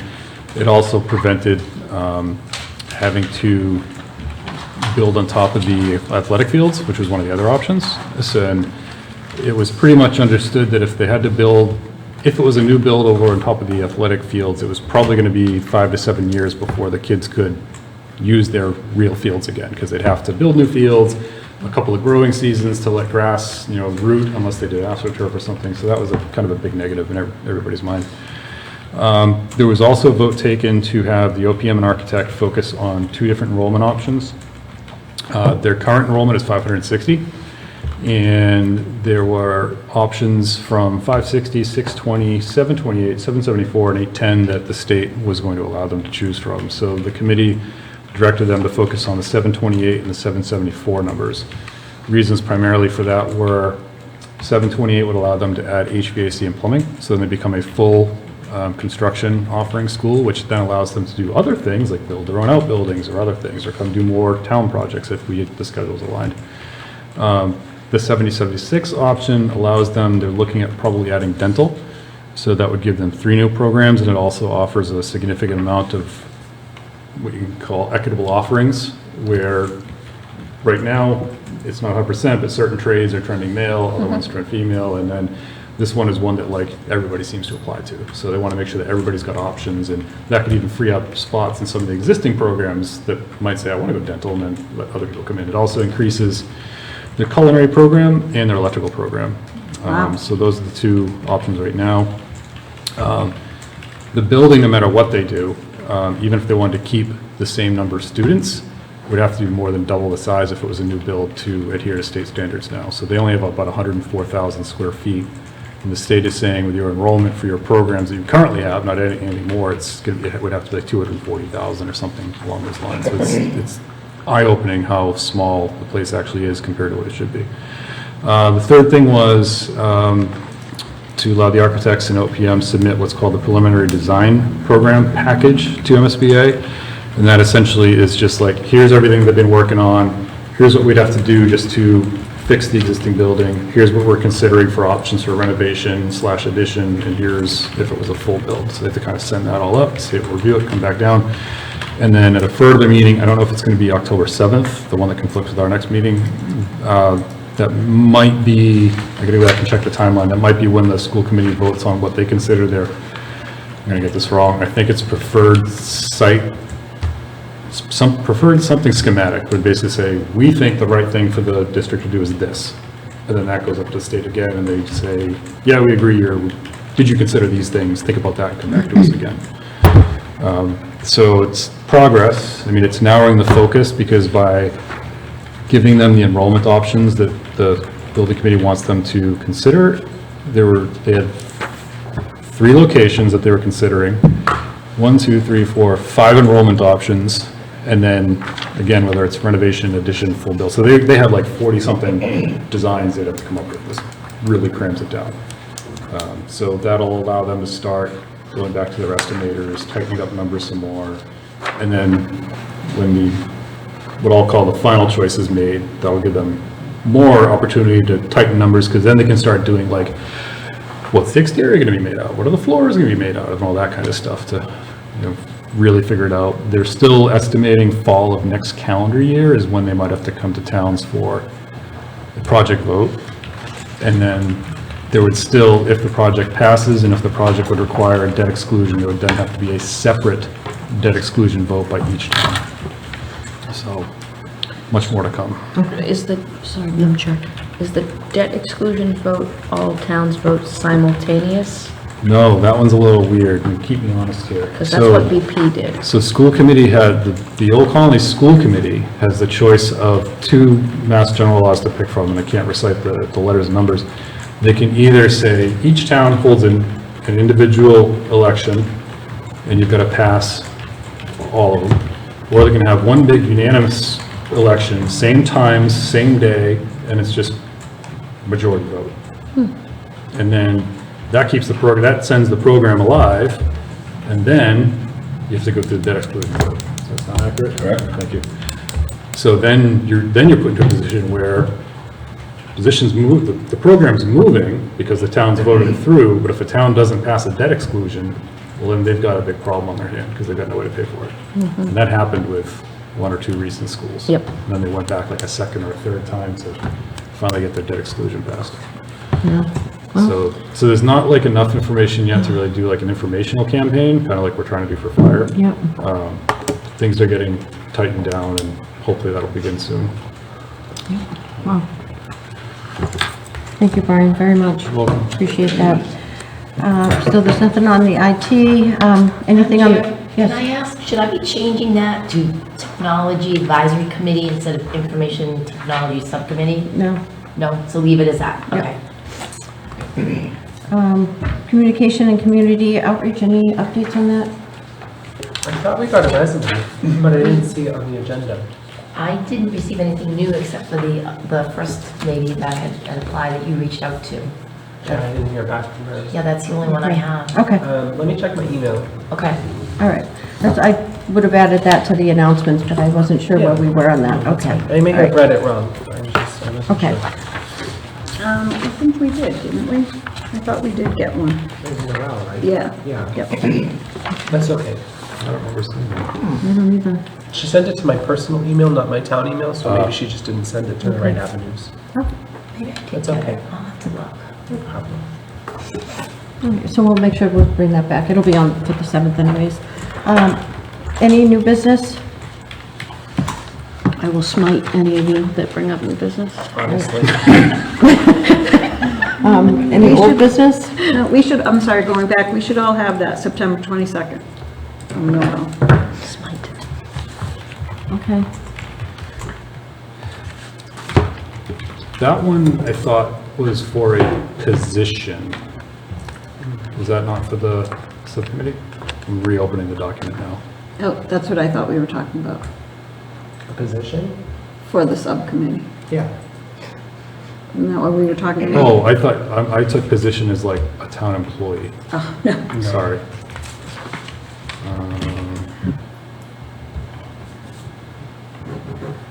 All right, I'm gonna have to go back and check my email on that.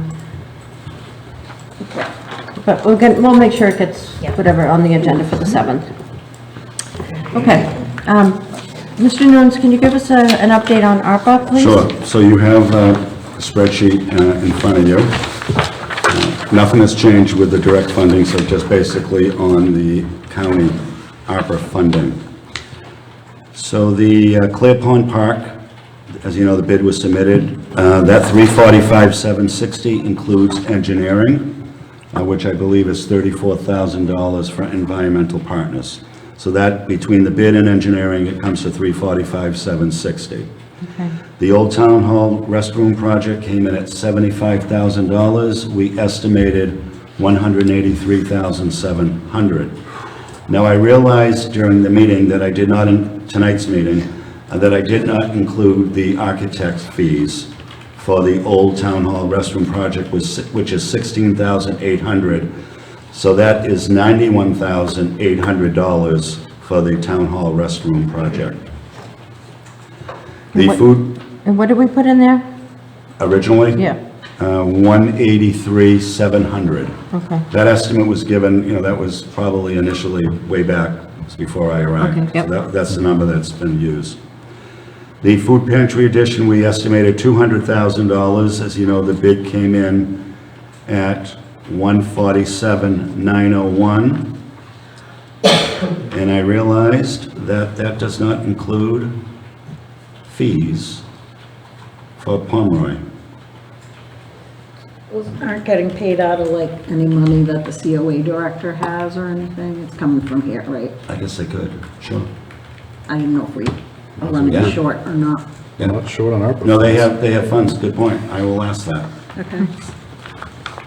Yes, because we originally had talked about them. Wellspring. The COA has some money that they Some could money use. that they could Yes. use, yeah, yeah. Okay, so that's basically it for the projects that projects have changed since our last meeting in early September. So where does that leave us? As you know, revenue replacement gives us the flexibility. We received, well, we're allocated in revenue replacement funds $443,268. Could you say that again? 443,268. So, we have a balance of $131,952. So remember, because the bids came in lower than what we estimated, that gives us some additional funding. So again, as you know, we need to procure services by September 30th. So I reached out to the police chief and fire chief because they have items on state contract which we wouldn't have to go out to bid. So as you know, the last meeting, you approved laptops for police cruisers. So the chief reached out, I think received a couple of quotes off state contract, 11 laptops for police cruisers, total $46,970. A cardiac monitor for the fire department is $50,077, which I know members of the committee have been involved in and talked with the police, with the fire chief. Some of you may have. We can get a firefighter gear washing machine for $14,700. Because I didn't include the architect fees for the restroom project, we're not going to be able to buy the firefighter gear dryer. We will be able to buy 8 SCBA masks, not 18. 8 at $425 a mask is $3,400, which will leave us a balance of $5 in revenue replacement. That's what I like to see. Unfortunately, we are returning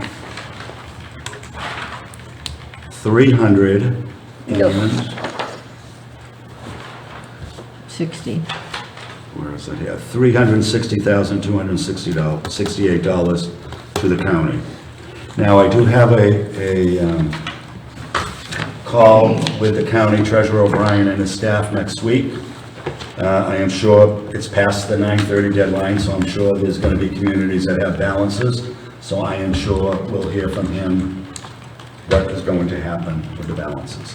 In fact, as you know, he presented a check to the town in excess of $400,000, but after the bids came in, it's, 300 and, what is it? Yeah. 345, so we're gonna, that money will be used for other projects. You can't be sad about having good bids. Yes. Oh, you can't. Yep.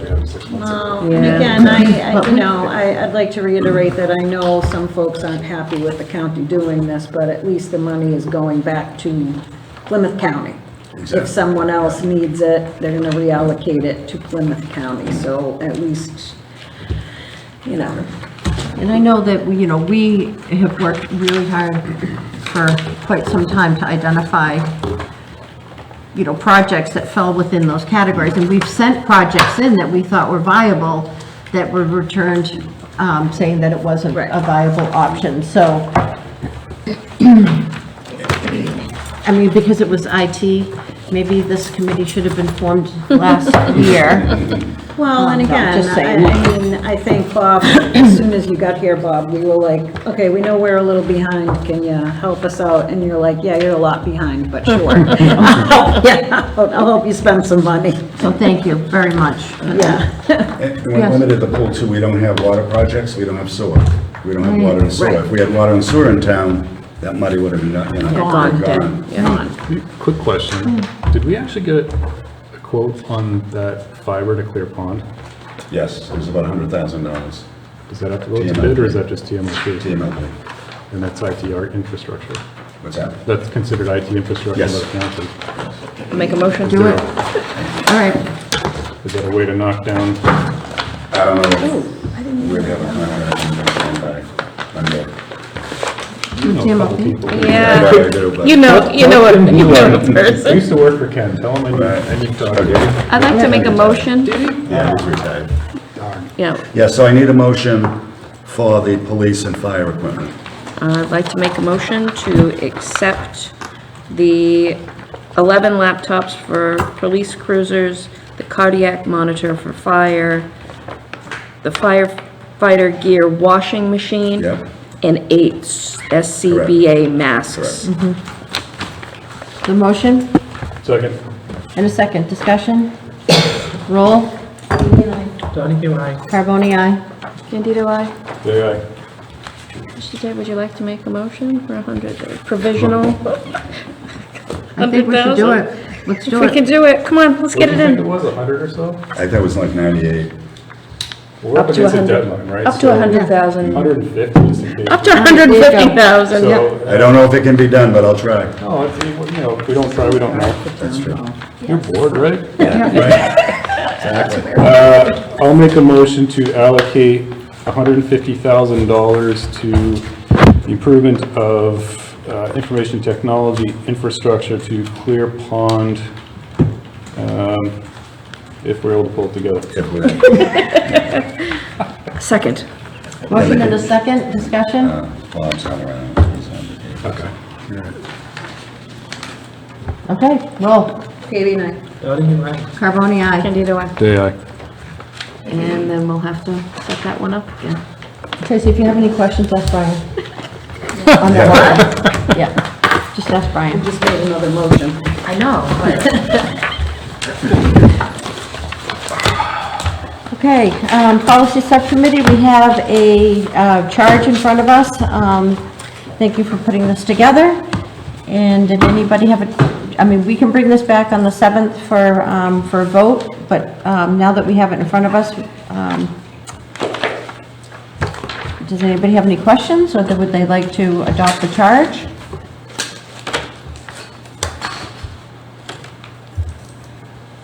So it would be 2 select board members and the executive assistant to the select board, or designee from the office.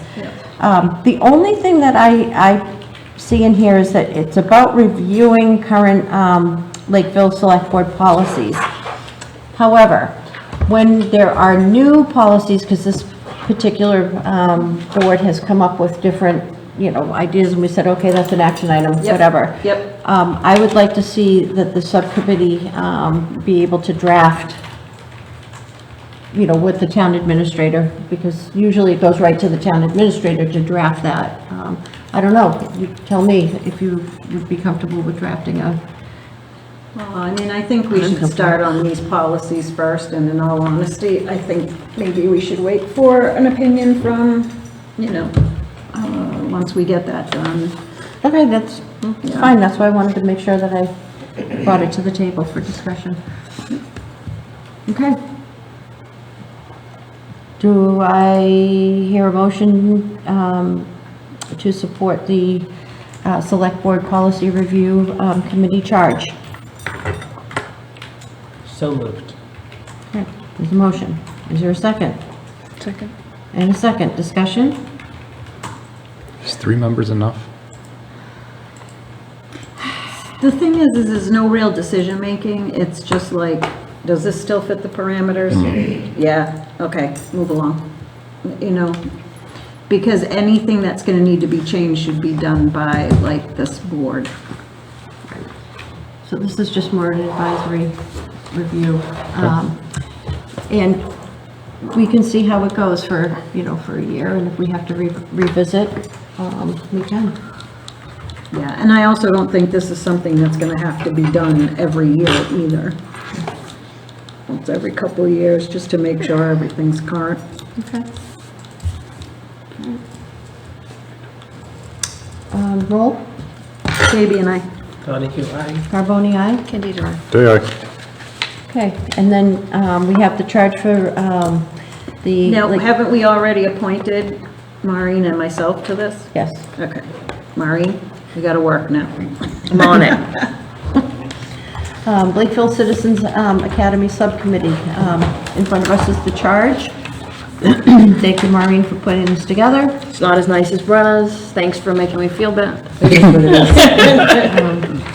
But the charge, basically is to, just, educate, engage, and empower citizens, understanding of the workings of the town of Lakeville government, and prepare them for leadership roles within the community. So the membership, the academy will be composed of 3 members. These individuals will commit to attending, actively participating in all sessions. I know Maureen and I think we were both appointed to this, so the 3rd member would be somebody designated from the town administrator's office, I would think, right?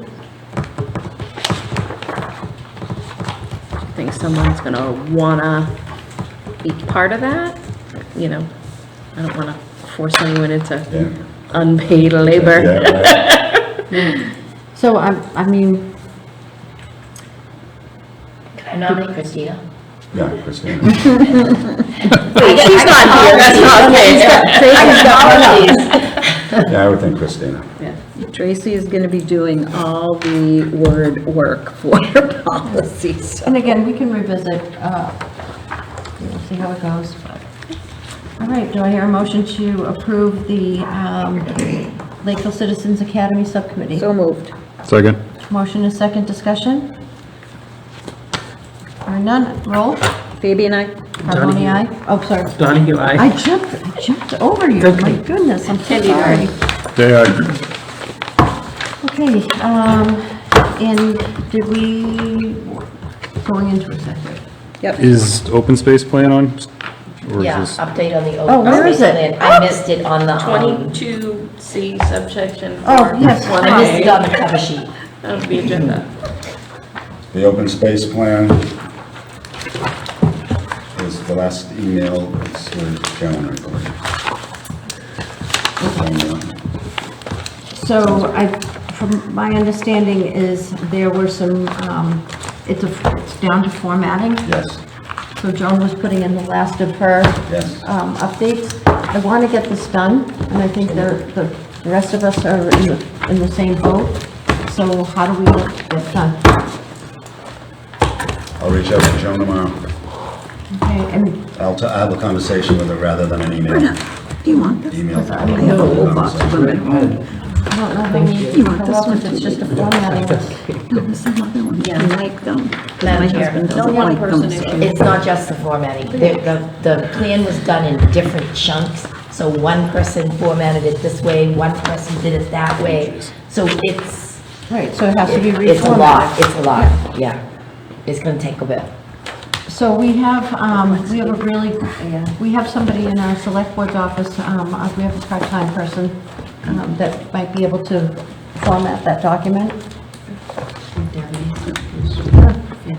I will get on it tomorrow. Thank you. Wow, I like that. Thank you.